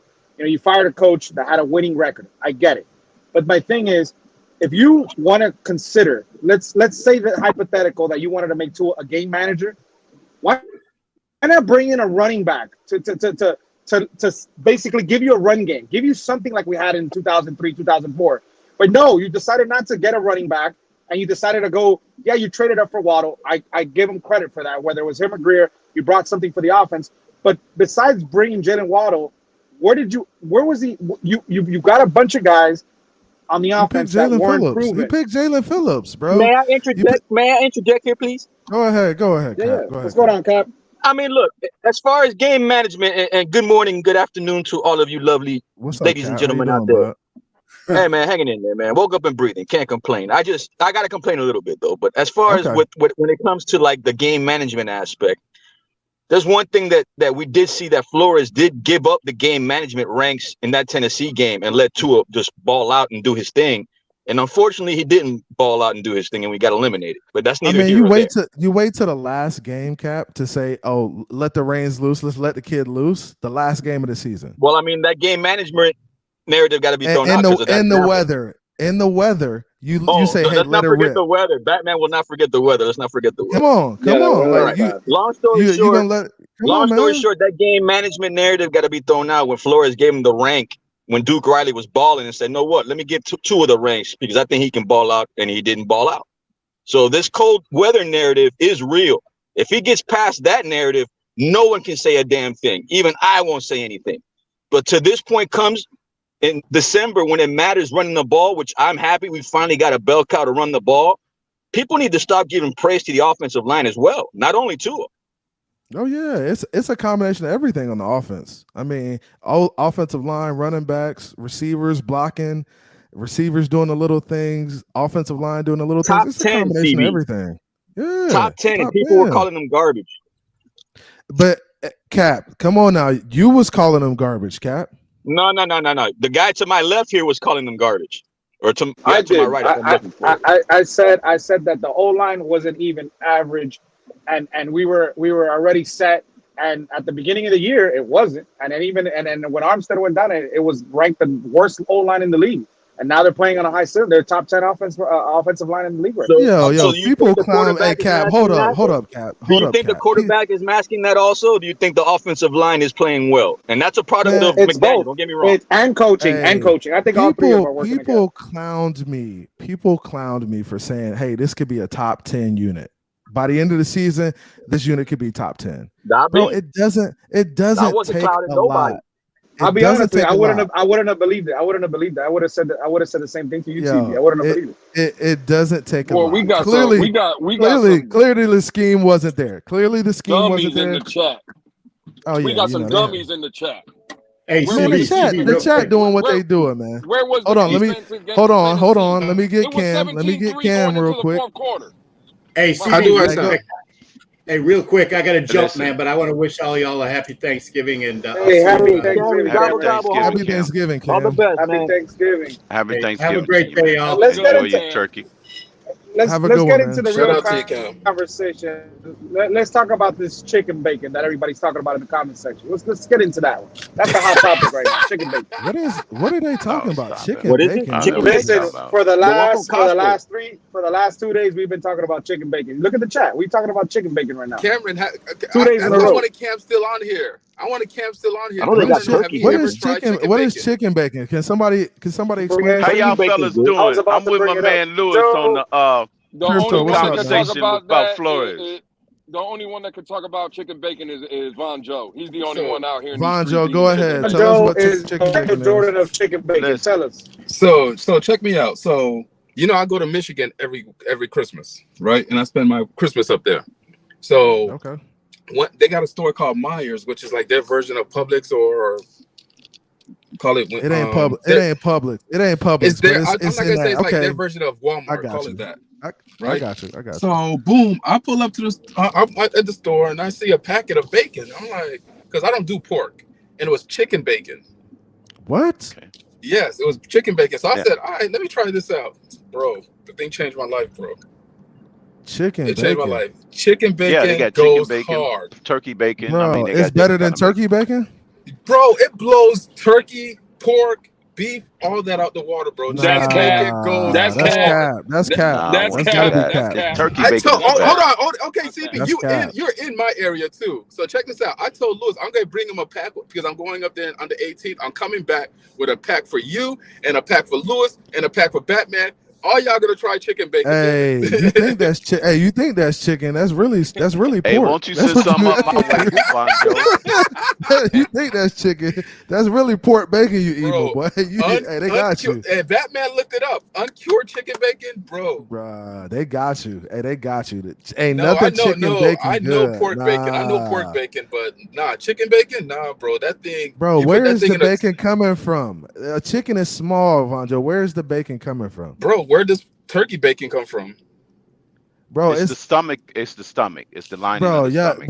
y'all, hey, boy, y'all gonna be in bad shape off this chicken bacon, boy. That's what it comes telling from. you, That's bro. what the source of bacon. Bro, That's I'm the telling you, worst. it's delicious. That's People the want worst clean take protein. Von Joe's ever had is chicken bacon. That's the worst take he's ever had. Hey, so we broke down Hey, we Von broke down Joe. the science Hey, yesterday you of gonna have how to it's send made. something my way, man. Yeah, we broke down the science how chicken bacon is made. CT got into it Yeah, yesterday. Yeah, we went into the science. We took a deep dive. Hey, bro, the only dive I'm taking is when I get up to Detroit. I'm about to get 3 packs of them things, bro. Hey, Nah, get me a somebody, pack. hey, I'm not paying $30 on eBay. I'm not paying no $30 on eBay. Get me Hey, a does pack. it wrinkle up? Like real bacon? somebody said chicken that kind bacon of is food, it's unless I'm chicken getting it from Whole it's chicken Foods. chitlins, man. It's chicken Chicken chitlins, man. That's what it chitlins. What? is. Nah. Hey, so hey, That's appreciate wild. y'all. Just a quick reset, man. Appreciate everybody in the chat for coming out. It's Miami Sports Music. It's Phins Take with CB83 hosting, man. Just filling in for Stephen D a little bit. It's Wild Out Wednesday, man. I've kind of calmed the Wolfpack down. They don't got much to say today. No, you ain't. You still selling. You selling Wolf tickets. Call me the Wolfpack euthanizer. Bro, it's the day before Thanksgiving. We taking it easy on you. All right? Okay, all right. Appreciate We're it. not gonna treat you like the Pilgrims did the Indians. Okay. Hey, real Man, quick, you're I want to say shout out to Lewis. We're not gonna give you smallpox, bro. And DTA with those new logos, man. Those are some nice logos. Gotta give it to y'all. Hey, yeah. What is that? Oh, I see you, Rabbit Dolphin. I see you, my guy. Oh, Rabbit Dolphins. Okay. We doing something big, CB83. Don't worry Is about it. Is that Wolfpack only, or can I be involved in that also? You can't be a part of what we're doing over here, CB. Oh man. You got it's a no cap zone. It's a no cap zone. Exactly. No cap zone. Yeah. You do too much capping out here, CB. You be y'all capping savages. too much. You come over there, CB. We're gonna force you like we're gonna treat you like the bird box. We're gonna force open your eyes. You're gonna see the truth, okay? Hey, when you pull up to the man, no, we're gonna tape his eyelids open and put some bright lights inside of his retina. Hey, no, I am pulling up on you for the Buffalo game though. Don't worry about that. I'm pulling up. All right, yeah. Pull up. Don't pull worry. up. Yeah, I'm pulling up. Don't pull worry. You know what time it is, man. Hey, so like I said, hey, I appreciate y'all coming out, man. We don't got no bad takes in here today. Everybody's kind of, saying the right things, man. What's up with that, man? Cap, how you feeling about the Dolphins, man? I know you just got in here. And by the way, it's Armstead, okay? Armstead is fixing the O-line. That's it. Stop there. Armstead. It's only one player. Connor Williams is playing top 5. Come on, man. But without Armstead, you saw what that O-line looked like. Even with And Hunt is playing top 10 too. And Hunt is playing top 10. Hunt is up there. All them dudes. Connor Williams in there. He's elevating. Without Armstead, we lost 2 quarterbacks 2 games in a row. Stop it. Man, quit. Hey. Am I lying? This your new narrative though, is that Armstead is the sole provider for the whole Miami Dolphins. That's not a new narrative. That's the reality. What are you talking about? That's the new narrative. Hold on. That's not a new narrative. That's been the reality. Man. And according to y'all, Armstead he needed an offensive line in order to get time. In order to do let me what tell he you how I needs to got here. You guys helped me get here. You and Batman helped me get here. All right. You guys always complain about the O-line, and that's why Tua didn't have time. He didn't do this. Fix the O-line.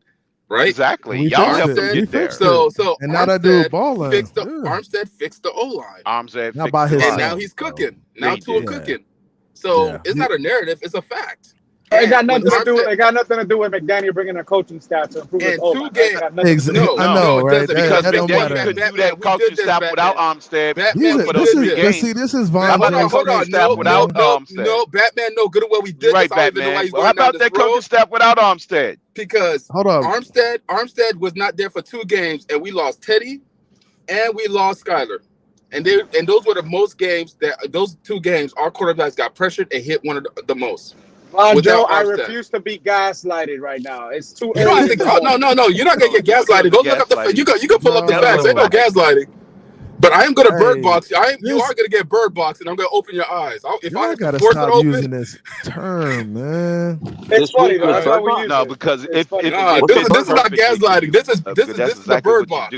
Like gaslighting. Like CB, you gotta understand the gaslighting term is it's an inside joke.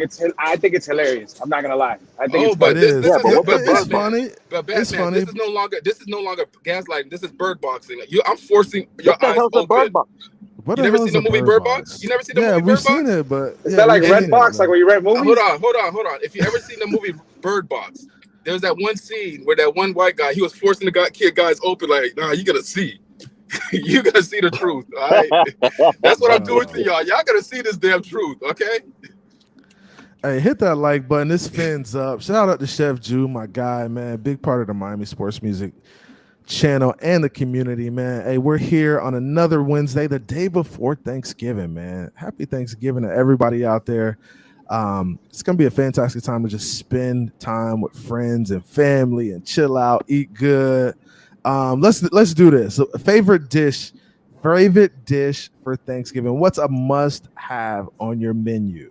And I'm gonna start with Crypto, and we're gonna go around the horn. Crypto, what's must-have at Thanksgiving? Well, it's a lot of things, but No, you got to give me one. As far as the main course, dessert, or what? It could be main course, dessert. What's a must? What's something you have to eat on Thanksgiving Day, and without it, you don't feel complete? I'm gonna go with cranberry stuffing. Okay, cranberry stuffing. All right, Vonjo, what you got? So I'm Haitian. Okay. Right? So we have a Haitian style Thanksgiving. My mom cooks up all types, feeds a small village. One of the things I must have on Thanksgiving is fried goat. Oh, okay, fried goat. It's fried goat. I never had that. How good is that? I might have to pull up, bro. Fried goat with this thing called pickles, which is it's like a spicy cabbage. Green pickles sauce. Right? No, pickles. It's like in the Haitian culture. The spicy sauce. Yeah, it's like shredded cabbage, carrots, vinegar soaked in with pepper, so it's spicy. Spicy pickle. Yeah, that sounds good. Hey, that sounds. We had that with some good, fried goat man. and some fried plantains. Boy, you eating good now. You eating good now over there. Eating good over there. We going. All right, Batman, what you got? What's the dish you gotta have? So I love mashed potatoes, and I have to have mashed potatoes. But this year is gonna be a little bit weird. I'm not having. We're not cooking. We ordering takeout. So it's gonna be a little bit different. Wow. Okay, you're doing a little bit different this year. I got you. Yeah, a little bit different. Yeah. Nobody got time to cook, so yeah. I got you. All right, Kat, what's your dish? You must have, bro. Must have. Oh man, I mean, besides pork shoulders, some Chinese burnt pork tips. Ooh. Oh, Chinese burnt pork tips. Good. Is that like burnt ends? Mix. Yeah, the red one. Yeah. Oh, okay. Where can we get that? Where can we get that, Kat? Where can we buy that? The Chinos, bro. Damn. I Man, would like to try that that sounds good, man. Lewis, what you got, man? What you got to eat, man? That's a new one. Man, I'm gonna be honest with you. It's not even with the food with me. I got such a big family. We're all spread out through the state of Florida, but this is the one time that we all come together. So for me, it's just getting the fam together, man. It's not really with the food with me. It's just having all my family, cousins, uncles, aunts, everybody, right? Just kicking it, man. That's the vibe. That's what it is with me. Just the family vibe. But you gotta have a plate, though. You gotta have something. But you gotta have a plate. Well, what you gotta eat? All right, man. I'm gonna get some desserts then, man. Some pecan pie, some apple pies, stuff like that, man. Oh, okay. You a dessert dude. I'm more of a sweet. Pie. Yeah, let me get some desserts. I got you. I think my must have is my must have is that we don't call it stuffing. We call it dressing. Dressing is fire to me with that cranberry relish from Publix on top. Oh my gosh, so fire. So I tried stuffing for the first time last year. I never had it before. Like you can't have everybody's though. It's got to be the good stuff. Yeah. Yeah. As far as the beverage of choice of Thanksgiving, nothing better than good old fashioned eggnog, cinnamon stick, spiced with cognac. Okay. What about some Clemas, bro? Clemas. I'm drinking some wild turkey tomorrow, man. Y'all already know what I'm on. I can spike my eggnog with wild turkey. Hey, let me. I gotta. Haitian. So I think in Puerto Rico they call it coquito or. Yes, coquito. Coquito, right? So Haitians have a version very similar to that called cremas. Cremas? Oh, okay. Yeah, that's what's up. That's what's up. Hey man, hey, that's what's up, man. We giving y'all the cultures here, man. We giving y'all all type of different Thanksgivings, man. Hey, shout out to William Perry and MCJB who just joined. What's up with y'all boys, man? How y'all feeling on this great And we got them at the Wednesday? same time. We've been trying to do this for 2 months, and we got them on at the same time. Wait, I just pulled up to my mom. I just pulled up to my mom's house. So I'm gonna holler at y'all boys, okay? I'll hop back. Happy Thanksgiving, Von John. Happy Thanksgiving, I'll be back. I just got to make sure I iron out some details for tomorrow. What's going on, William? What's going on, MC? Like, welcome, man. What's up, baby? William, we've been trying to get you an MC. MC, I can't hear you, bro. Can I hear you? Yo, check, mic check 1 2. Yeah, I hear you. Turn it up a little bit. I might have to turn you up, man. Oh, it's me. Yeah. Turn you up a little bit, man. But yeah, William, we've been trying to get you and MCJB together at the same time for about a month. No lie. Yeah, we talked a couple of times. We had, but it's been a little bit busy here this last couple of weeks. I had a stand-up thing where I had to do that, and then it's Thanksgiving, so now I got my little lady is joining the show. So say hello. What's up, little lady? Hey. What's your daughter's name? Her name's Jessie. What's up, Jesse? How you doing? Good. That's what's up. You hanging with Dad? You hanging with Dad today? Hey, can I get a roll tide? Tell him what you're saying. Tell him roll tide. There we go. That's what's up. MCJB, man, what you got going on, man? Yeah, I'm flying down the mall. Probably go to my grandma's house in the morning, pick up me a turkey, hold on, get some stuffing, get some pecan pie with whipped cream on it. My grandma a good cook. She was raised by sisters, so it's like, she a good cook. So gotta do what I gotta do before hitting the airplane ride. So I'm Creole.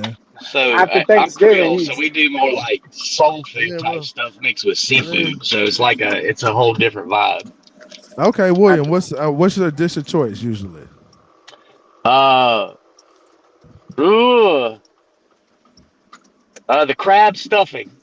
Crab stuffing. That sounds good, man. It's banging, dude. It's right out the park. Yeah, that's basically stuffing mixed with some crab meat in it, man. You can't go wrong with crab meat in anything, bro. and this is crab meat straight out of the Magnolia River. You know what I'm saying? So like it's all local stuff. So yeah, it's fresh. I get it. Fresh. Man. Yep. So how you guys feeling about? So I mean, everybody's feeling good about Houston this week, man. Let's think about next week and like what we have going on next week. We go out. I think we don't take Houston lightly. Of course, Houston's a good team, and they're just like they're sitting where the Jets were sitting last year. Yeah, I'm focused on whether or not we can stop that running back that they got. I think we'll be good with stopping the running back because of how good we did against Chubb. Except we let up on him at the end of the game. But as far as that, I think as long as we just play solid like we have been. And be in rhythm together, then we should be good. The offensive line is doing everything that I was hoping for at this point of the season to be all the same dance partners. You know what I'm saying? And that's I knew it was playing coming. Well. They're playing well. Well, yeah, Crypto, you had something? Huh? Go ahead. No, I was saying this running back is different. He hasn't been tackled on first contact all season. Yeah, that Damian Pierce. This totally this that guy's a whole totally different animal. We were looking he's at totally the video different yesterday. from Chubb. Yeah, we're looking at the he's video. A whole He's a whole beast different animal from what Chubb is. He's a whole other animal. Yeah. He's got attributes that Chubb never showed. Yeah, that guy breaks tackles and like he can be tackled, man. He's a beast. I think that Raekwon Davis, Christian Wilkins, and what's his name? Bradley Chubb. I think they can handle him though. I really need a little bit more. They're gonna have to do it all together. Yeah, they got to do it one-on-one. That's the problem. You can't do it one-on-one. We can do one-on-one. Two boys coming at you. You're not going anywhere. Hey, see, this is where you had that Wolfpack mentality, and you just got to hunt them This down. is what I mean. This is what the average fat guy can't tackle his running back. Yeah, like you got to look at the tape. He's not getting tackled by a non-athlete. I'll tell you that. You got to look at the tape from this season, not just college. Like, look what he's doing. And it's true what DTA said. This guy, And look, I don't give credit to rookie running backs. I gotta wait. I always gotta wait and see. But this dude is a monster. Like he could very well better be than leading the league. Chubb though? Is he Right better now? than Yes, Chubb? by a mile. Man, By a no, mile. he ain't. Yes, he is. What? CB, Yes. these dudes yesterday tried to tell me that this dude right here, Damian Pierce, is better than Nick Chubb and Kareem Hunt I combined. didn't say that. What? I didn't Come say on, Chubb. man. Like, what are we talking about here? He's not better than them. He's a combination of both of them. After 11 games, y'all gonna compare him to Nick Chubb? After 11 games in the That league? ain't fair. Not Nick, Come on, but man. he is he's better than Hunt. He's better than Hunt. Clyde Edwards-Helaire was good his first season. Nope. Yeah, but this guy's different. This guy's No like one a said he's Marshawn better Lynch. than He's like a him. Marshawn He's showing Lynch. attributes that those running backs didn't show. Like He's not like a getting Marshawn tackled by the Lynch. first guy. Yeah, he's a Marshawn Lynch. hey. He bounces off of You people. can't compare nobody to Marshawn Lynch now. Okay, Hey, we got some big dudes too, man. I don't see him. I think he's gonna have under 100 yards for sure. Under 100. I hope. Oh, that's a I think he has. I think he'll be around 70 yards. I think between 70 and 80. I think that's fair. I think if we keep him there, that's bottled up to me. Now, if he gets 130, bro, that's a problem. Like as long as Landon Roberts makes tackles like he did against Nick Chubb and them, then we're good.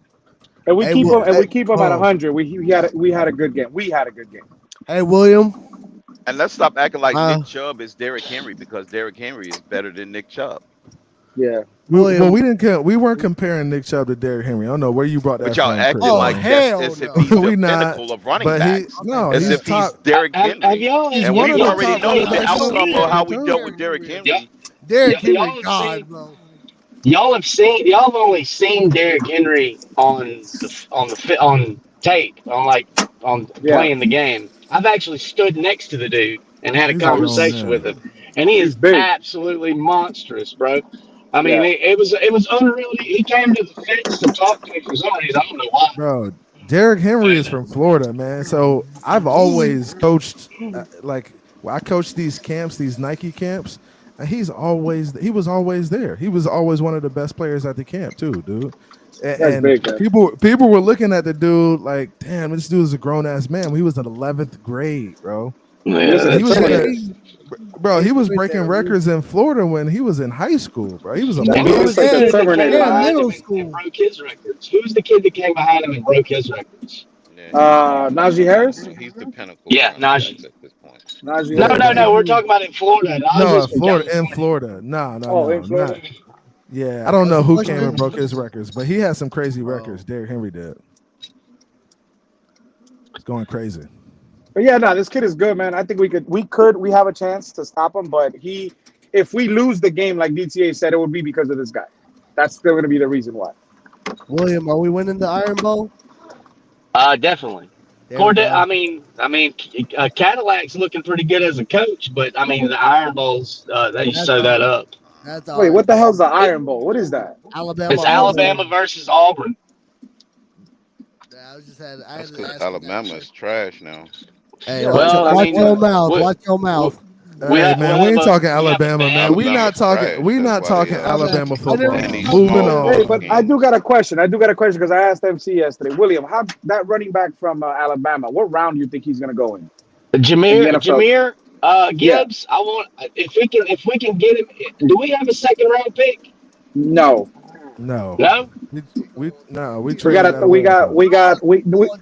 We got a second. We got a second, and we got 2/3. We got a second. That's what I'm saying. If we have a second round pick, I want him at the Dolphins. He's Alvin Kamara 2.0. His second level acceleration is something I have never seen out of a running back coming out anywhere. I agree. I mean, his burst. If you go look at his tape, the burst speed that he has is like Deion Sanders, but faster. He needs some more meat on his bones. I think he must be fast. He's the fastest player in Alabama right now. He's the fastest player in Alabama. He's extremely fast. Like I'm talking about, you don't even understand. He'll take a hit, and then all of a sudden, this burst speed comes out where he's full speed in 2 steps and gone. Yeah. You know what I'm saying? Hey, well, Yeah. So let's get back to Dolphins a little bit. More meat on his bones. Man, we don't care about no Alabama running back. We done with them chumps. Well, man. the reason the reason I brought it up, CB, until they come to the Dolphins, we ain't talking about them. Go ahead. The reason why I say it, CB, you pair this guy with a Jeff Wilson on this team, and we're unstoppable. Yeah, we're unstoppable. Oh, yeah, we could. And he can catch out of the backfield. I mean, it's just it's unbelievable what that guy can do. I mean, let's talk. So what is this Dolphins team missing? What is this Dolphins team missing? A corner and a middle linebacker. And a kicker. Yep. Special teams. A corner, a kicker, a middle linebacker. But we're still developing, our middle linebacker. He's something a that was fixed, by the way, under the last regime. By the way, I agree. We did have good special teams under Flores. But that was the coach that we had too, the special teams coach, and we lost him. He never Yeah. I mean, the special teams, man. I hope these kickers. So it was 2/3 of the offense of the team that was fixed up. This narrative if that it comes down to a playoff game. If it comes down to a playoff game and we lose a game, Jason Sanders had his best season under Flores, so let's not forget I just don't understand what happened to Jason Sanders. So he what was like happened? a fantasy What killer. happened, Crypto? He's got a new coaching staff this year. That's why he's trash. So he was trash last year. He was trash last year. He was missing kicks last year. Not as like he is now. Look. So special teams. Hey, look, special teams took a step back last year. He wasn't missing extra points. He was just missing long field goals. He's missing everything this year. And took another He missed everything this year. But he was still trash last year. Last year, he only missed long field goals. He wasn't missing freaking chip shots and freaking extra points. He was still year, trash. It's the whole 9 yards. We were calling for his head last year. If you call missing 57-yard field goals from time to time trash, then I don't know what to tell you. He wasn't consistent. Were we going for his head last year? Yes or no, Crypto? Were we going for his head? Because everybody was. Everybody was. He wasn't that good last year. I mean, he was missing clutch. He wasn't a top 10 kicker last year. He wasn't missing chip shots. Yeah, he was a top 10 the year before in 2020. Yeah, exactly. Yep, and 20. That's why he got paid. Yeah. As soon as he got paid. That's what I'm saying. The year before. The year before that still counts as the previous regime, does it not? And I like Sanders for the record. Yeah. He's just got to get out of his head, man. And that's what kickers do. They get into their heads, and it's a mental thing. And you just got to get out of your own way and just kick the damn ball, man. So I'm a big pool player, like a very good one, and former like traveling pro. And the break's the most important shot in pool whenever it comes to high level, right? So it got real bad. I knew that I wasn't going to play well. I can't really hear you. Speak up a little more. Speak up a little bit more. Can you hear me? Yeah, I can hear you now a little bit better. All right. I knew I wasn't going to play great if I was in practice and wasn't breaking great in practice. And so that's exactly what we're seeing right here. Same thing. He's not doing great in practice, so he's not, producing in the game. It's not It's not translating. Right. It's not translating. I got you, man. Hey, we got about 15 more minutes. We're definitely gonna talk about a little bit more in regards to the Dolphins. Well, we're gonna let y'all go. And Jesse, tell everybody happy Thanksgiving. Oh, damn, he got you out of here, Crypto. Hey, bye. Have a good day. Enjoy, guys. Enjoy, William. I appreciate you coming through, man. I'll see you on Friday. See you on Friday, bro.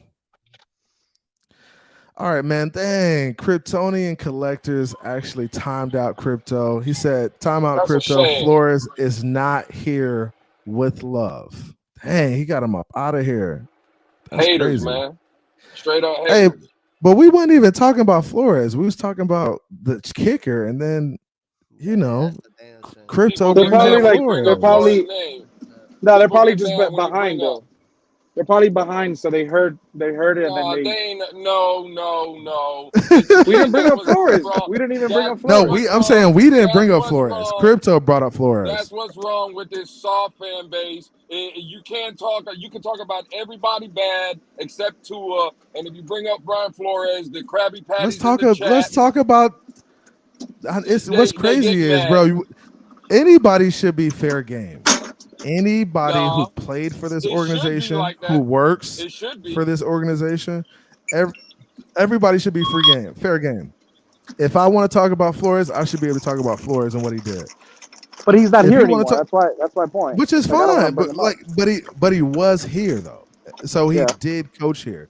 So it's okay to talk about guys who coached here. I know, and this is what the Wolfpack will do. They'll have you thinking, talking about Brian Flores is a bad thing. Shit, he's gone. Like, he's gone for a reason. Why can't I talk about him? Yeah, you can get me out too. He got me he out got too. You out too. Hey, before you say, I can't let you talk, Lewis. I can't. I gotta get you out. They got my boy That's Lewis. The rules. They got Lewis out too. Man, Kryptonian sniping right now, bro. He's sniping. Keep me out too. I love Flores. Oh God, here we go, man. And I was about to jump out because I'm here working, man. You guys are killing me. Too. Come on, man. What's up with y'all, man? I love Flores. I'm just playing. Yo, I mean, it should be fair. Anybody who was in the organization, who coached, played, you should be able to talk about him. And don't be afraid to, even if it's Tua, talk about him. I mean, you can't say much right now. That's why I didn't want to bring it up today, because you say that man's name and it's like, I'll be right back. My dog going crazy. Like you talking about like Hitler. So it's like you might as well not bring him up, because people it rubs people the wrong way, and I'd rather not bring his name up. That's what. If people wanna, back Flores, you could back Flores. There's a couple things you could back Flores on. He changed the culture of the Dolphins, right? He did a good job changing the culture. He did a good job kind of swinging it around, so we became more of a winning franchise. We became respectable under Flores. He did a fantastic job with the defense.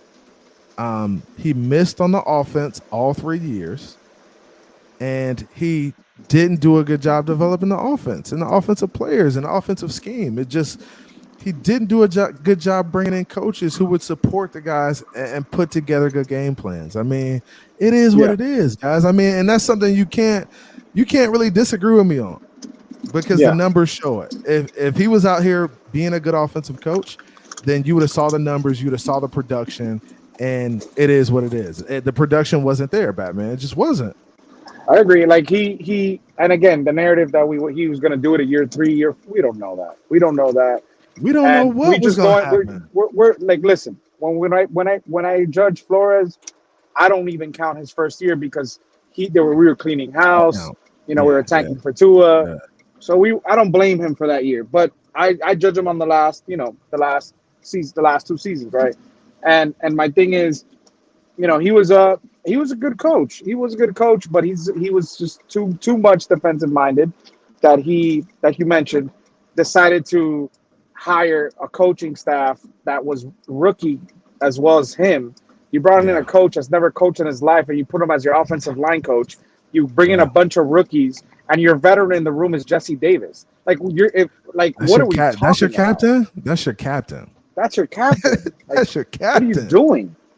Now, I love it, bro. He brought this defense back, and that's why I said I love the fact that he brought that nasty defense back, and I love that. I appreciate it. I'm always going to be grateful. And that's a good thing that Flores did. But we could all say that this team just wasn't consistent. I think Flores did his best job his first season. I think he coached a phenomenal first season with the team being in the state it was. We won games we shouldn't have won that year. We beat Philadelphia. We beat New England. We beat teams we shouldn't have beat. We shouldn't have won 5 games that season. But he really outcoached other coaches and just had a better game plan and had it together. And we did it with defense, man. We did it on the back of our defense. And, Flores did a great job. And I think he underachieved his last 2 years. Like, I felt like we were a playoff team both years. And for us not to be in the playoffs, it was a smack in the face. It was a smack in the face, because you're not telling me that we shouldn't have won the Indianapolis game. You're not telling me we shouldn't have beat Vegas. You're not telling me we shouldn't have beat Atlanta and Jacksonville as well. Those were games we should have won. That brings us to 12 wins right there. And right, but we want to sit here and blame Tua because he lost didn't play 3 of them games. Exactly. and that's what Ross Greer, and everybody in the Dolphins brass is looking at. They're saying, hey, you know, you did a good job of bringing the team back.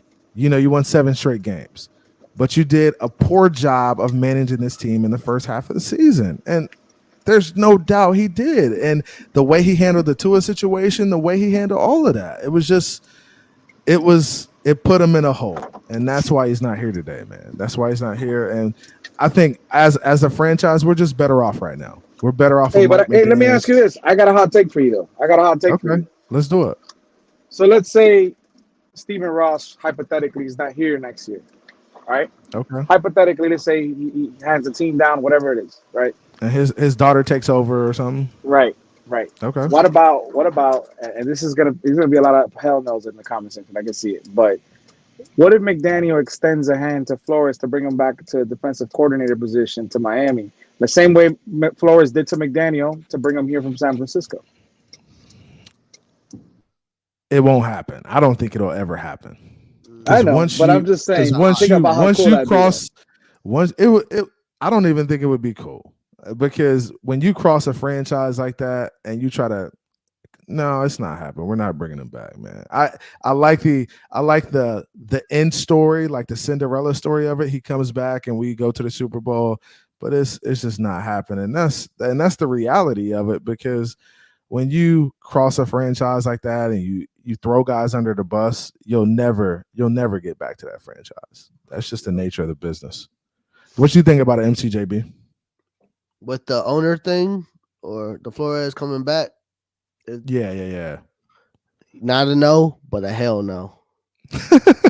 He said not a no, but a hell no. That's funny, man. That's hilarious. So yeah, I mean, where you at now, Batman? What you think about it? You there? No? There? All right, guys, we're going to do final takes. I'm going to get these guys back in here. We got about, 5-6 more minutes. Look, I'm bringing you guys back, man. Lewis, you back on, man. You can talk Let now, me man. tell you something right now. Here we go. Go ahead. Get off your chest. This is the damn problem right here. For all these soft people in the damn chat. Let me explain something to y'all, since y'all, because I've been watching what everybody's been saying. Because Flores didn't accomplish nothing. He didn't do anything. Well, let me ask you a question, because I'm watching the same games in the same season that everybody's watching. The defense has fell off, correct, this year, right? The defense hasn't been playing well. Right? I don't say fell off. Fell off? They took a definitely step back, though. You can say they took a massive step back. All right, so here we go. So then your head coach is a glorified offensive coordinator because he hasn't done a damn thing for that defense. The same thing we want to throw Brian Flores under the bus. Oh, he's a great defensive coordinator. He wasn't a head coach. Well, then your head coach now is a great offensive coordinator that doesn't bring nothing to the defensive side of the ball. Until here we go. So here we go. So Lewis, I understand what you're saying. So you're saying, hey, the defense takes a step back. It's these no. I'm just. I know. I'm gonna speak for the community. I'm gonna speak for the hoes in the community, right? For a second, I'm gonna speak for them. So what they're saying is that Flores had an opportunity to get the offense right through 3 years, right? 2 years. The first year don't count. All right, so let's say 2 years. So they only gave him 2 years of his 5-year outline. Even so here we go. Crypto, even in the first year, you still have an offensive coordinator in place. You still have a system you're working to establish, right? So even in your first year, the Dolphins scored more points in that year than they did in the previous 20 years. So I know you want to throw in these stats. So what I'm saying is they weren't efficient. Like, that's what I'm saying.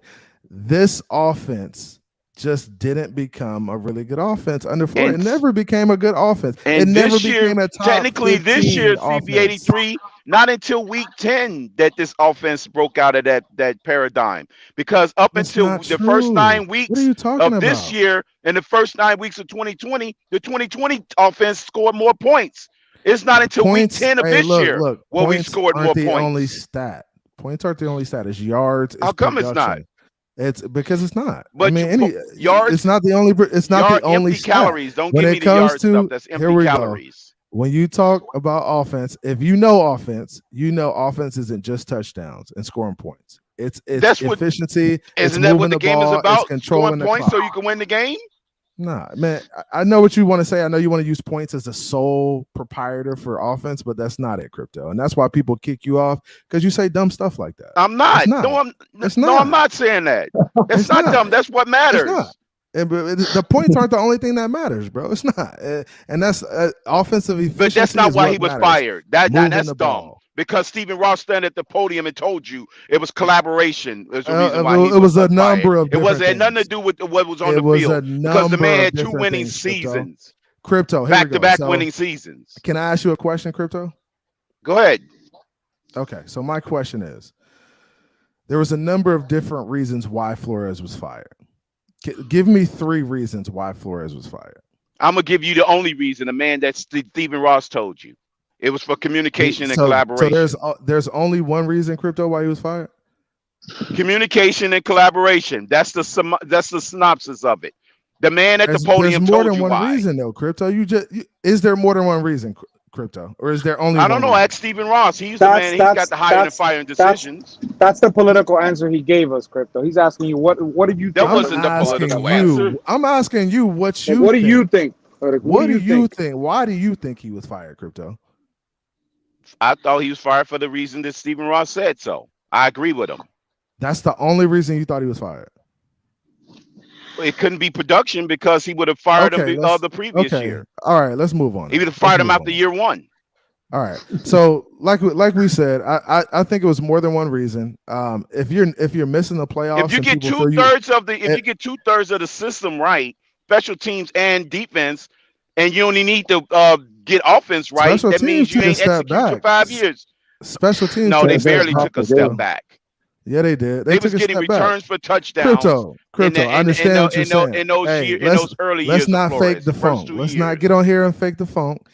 The first 2 years, they was getting returns for touchdowns, and Jason Sanders had his best season of his career. Here we go. Crypto, defensively, with penalties wise, special teams wise, offensively, in his third year. Penalty wise, you talking about the third year, but the penalty, he was the most disciplined team in his first 2 years. So what happened the third year? Took a lapse, right? Okay, they took a step back. So that could be part of it the too. Defense took a step back on the new regime. So why all come of this these regime ain't putting it together? All of these things can be part of the reasons he was fired. And I know you guys want to, you Flores apologists. He would have said that if that was the case. Any owner that fires a coach will tell you that. All owners, all in the history of firings, every owner have said that whether or not it was production or productivity why they fired the guy. There's no reason to hide the football. It's nothing to lose. What would he lose by saying I fired him because he was trash on the field? Here we go. Realistic people can understand that there might have been multiple reasons why Flores was fired, and I think that's. But what is it to gain by Stephen Ross by keeping that away from the public? Because you don't. There's nothing to be gained. Because you don't air it. That's not airing out dirty laundry. That's saying my employee was bad. He was trash, and that's why I got rid of him.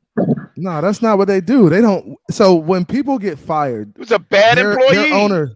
The owners come out and say, "Hey, we fired him because he was bad at offense, because he had communication issues, because he had poor relationships with players." Is that what they come out and say, or do they say, "Hey, thank you, Brian Flores, for being a representation of the Miami Dolphins. We appreciate what you did. We're sorry that we got to let you go, but we have to move on." That's just what it is. There's plenty of coaches that got fired, and they GMs or owners have said they're just the real reason. Crypto, maybe he gave us a gain. Maybe he gave us what is it to profit for a freaking roster? Go ahead, let Batman go ahead. What extra income is he going to draw? Ross knew that he was going to come after him in a lawsuit. So why not give a political answer instead of throwing him under the bus? What are you talking about? He's coming after him in a lawsuit because he retaliated because of freaking all the scorn and slandering he got in Dolphins media that caused him not to get it the next job. And whose fault That's is why that? he came after him. Whose fault is it? No, it's Dolphins media fault and the freaking the whole ecosystem in the media and why they drug him in the mud. That caused him not to freaking get the next job. Do you agree with this? Is this how you feel? Hey, no, I ain't worried about none of that. Who's Bond 954 talking about who's Skeet? Because he put Crypto and Skeet on the panel and he don't know why he's up there. I just want to know if he's talking about me and my Skeet. and then I respond to that. So Who is Kirpton? What's good, man? What's going on with you? This Kryptonian collectors. There's a guy that sniped the two fools up there. Please let me know you're talking about me talking about Yeah, that's all the I'm king of saying. council Lewis, culture. ain't That's who nobody that worried is. about you, man. Ain't nobody Paying worried to kill about somebody. Yeah, that's I came exactly up what here the because capitalists talking would do. about that we punked in the chat. I'm up here. Okay, Lewis. I'm up here. Hey, he said he up here. This Hey, punk is up Lewis, you here. heard him? Come on. Lewis, you heard him, bro. This punk is up here. Who's You're not going to imitate Mr. Council Culture right there, the guy that freaking pay the council people. Nah, man, it's all good, man. Oh, this was the guy that was paying the council. Yeah, he got y'all up out Yeah, here. This is what Mr. it Council is. Culture, Listen, I right? don't talk to Himself people in that person. don't put up a name on it, man. That dude's a chump, man. I don't talk to chumps. You're a chump. Man, look at this guy with his NC. You're a chump. Hilarious. You're a chump, bro. You're a chump, bro. You're a chump. I know I am. You're a chump. You're not scaring Come on. anyone with Find me at any your Dolphin Come game on. you want to. You can come find You want to this call chump a if you man want out, but you ain't man enough to. to be. You Yeah. can come find Chump, this chump. Oh, You a here chump. we go. Chump. Hey, here we Chump. go. Hey, all right, stop. Here we go. So, moving on. Hey, we're moving on from that. You know, it was fun while it lasted. Hey, we're gonna do final takes. A bunch Hey, of hoes and Lewis. punks in the chat, CB. I know. No seas mujer, pendejo. Hey, I'm gonna let me say this real quick. Let me say this real quick. Like you could debate somebody on football takes, but you want to come out here and be disrespectful like that. That's uncalled for, man. And listen, me and Lewis don't agree on none of our most of the takes, but we don't come out here disrespecting people. We can't do that shit. We can't do that. Bet not ball 954 bet. I appreciate you for clearing that up. Appreciate you. Yeah. Hey, so go ahead. Hey, we're gonna do final takes. Hey, Krypton, go ahead. Give me your final take, man. I appreciate real quick. I appreciate everybody coming out. It was a good panel. You know, we talked some Dolphins, had a good time. Oh man, look at Pete coming up here. Pete, it says your device isn't connected, man. I'm gonna let you get a final take in, Pete, but you got to go out and come back in. So yeah, man, let's do final takes. Hey, Crypto, I know we got you a little heated with the Flores stuff, but it's all right, man. We'll be all right. Hey, shout out to everybody in the chat. No, I'm good. My eating patterns and sleeping patterns didn't change a bit, so I'm fine. All right, cool. Hey, Pete, what's good with you, Pete? Tuaneers are proud and loud this week, aren't you? Proud and loud. Proud and wow. Loud. And proud. Hey, that's the thing. What's up, Pete? Pete, I don't think you're gonna. Why can't it be Dolphin fans? Why can't it be Dolphin fans are proud? Why can't it be Dolphin fans? Batman, let me tell you, Batman. Listen, you're at a point where maybe me and you don't even talk anymore for a reason. Let me tell you. Wow. Dang. You have been. He's been going hard at me. Batman is one of the Tuaneers that have been clamping his claws like a crab at night at me. Y'all notice that, right? He's making sure I've been loud and wrong for weeks and weeks. But in reality, it's only been 3 weeks against weak teams. Let's be real, Lions, Batman. Tigers, and Bears, right? The Lions, Tigers, and Bears. There you go. And look, let me tell you something, Batman. Houston, I don't think we're going to win. I got to keep it real with you all. All right, got to keep it 100. I got Let's just be honest.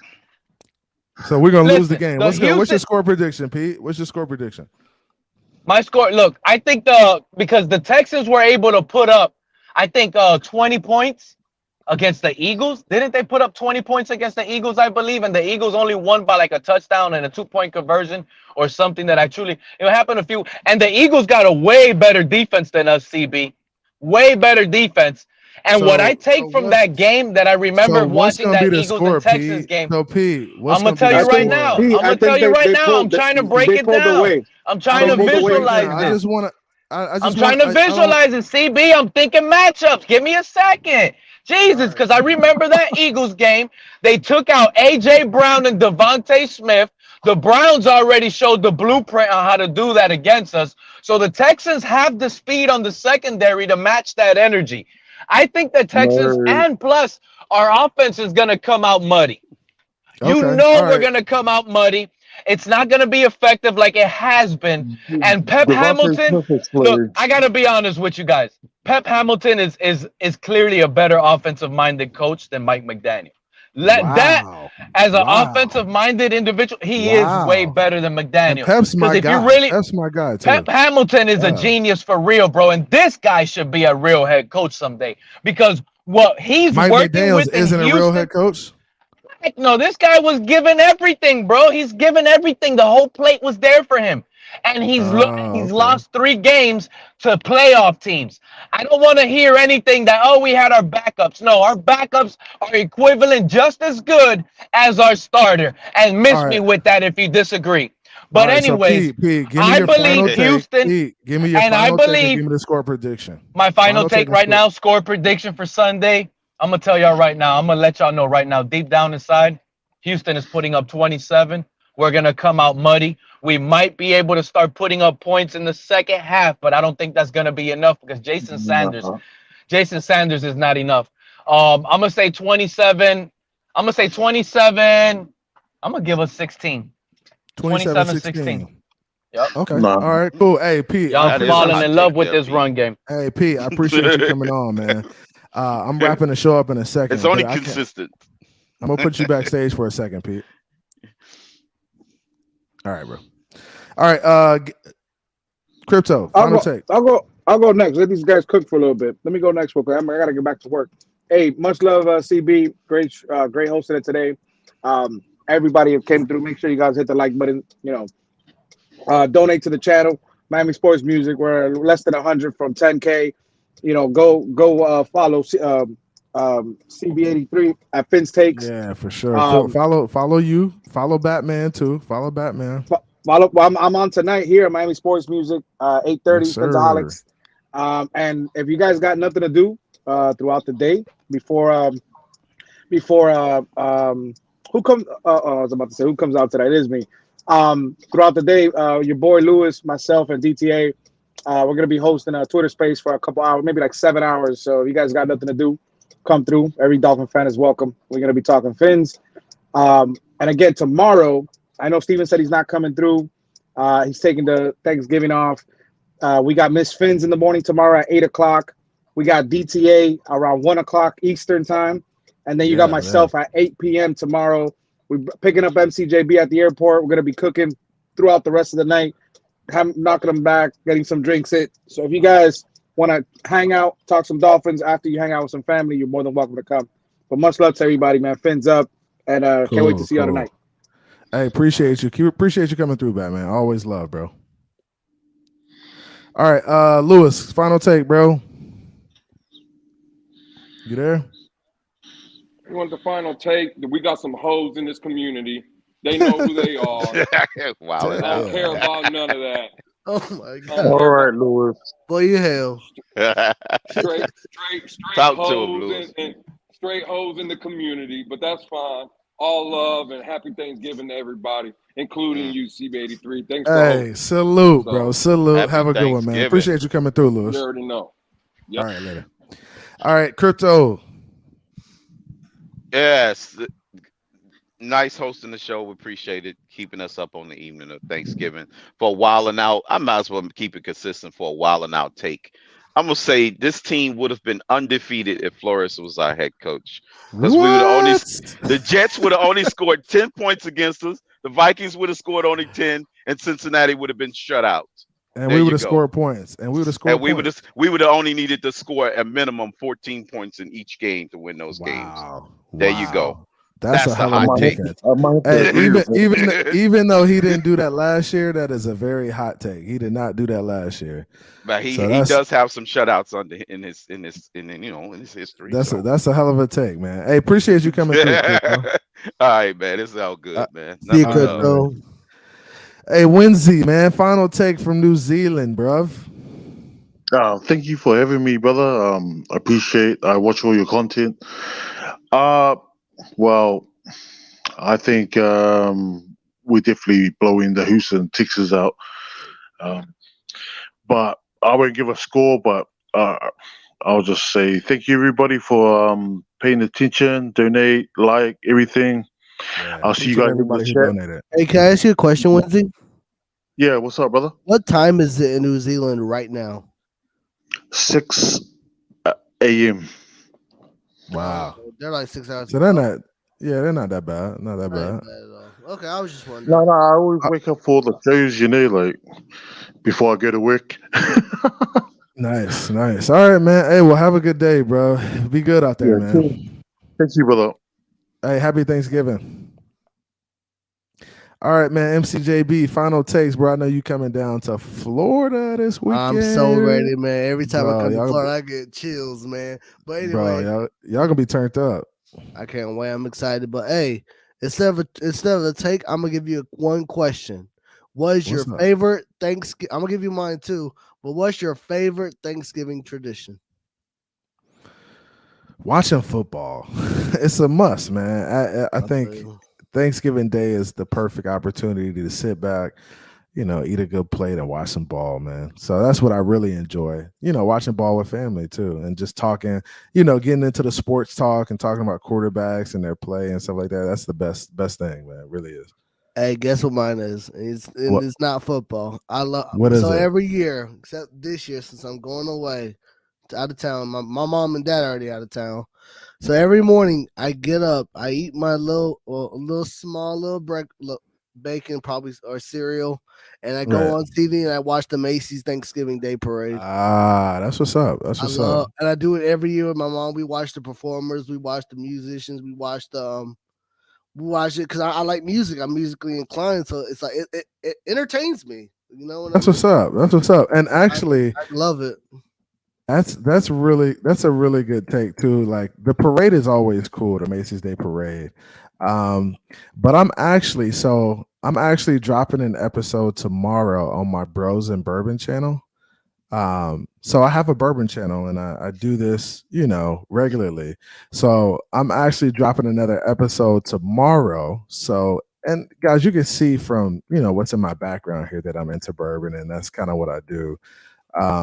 So we're actually dropping an episode tomorrow morning. So I get to kind of see that and just kind of see how the people react to it. So that's going to be fun too, man. But it's always a good time with family and friends on Thanksgiving. MCJB, I appreciate you coming through. It was always a good time. Always a good time having you, bro. If you haven't already checked out MCJB's music, man, where can they find your music at, bro? Capital M, capital C, capital J, capital B, baby. That's all you need to know. MCJB. Hey, appreciate you coming through, bro. Have a good one, man. You have a good one. Happy Thanksgiving, everyone. Hey, happy Thanksgiving, guys.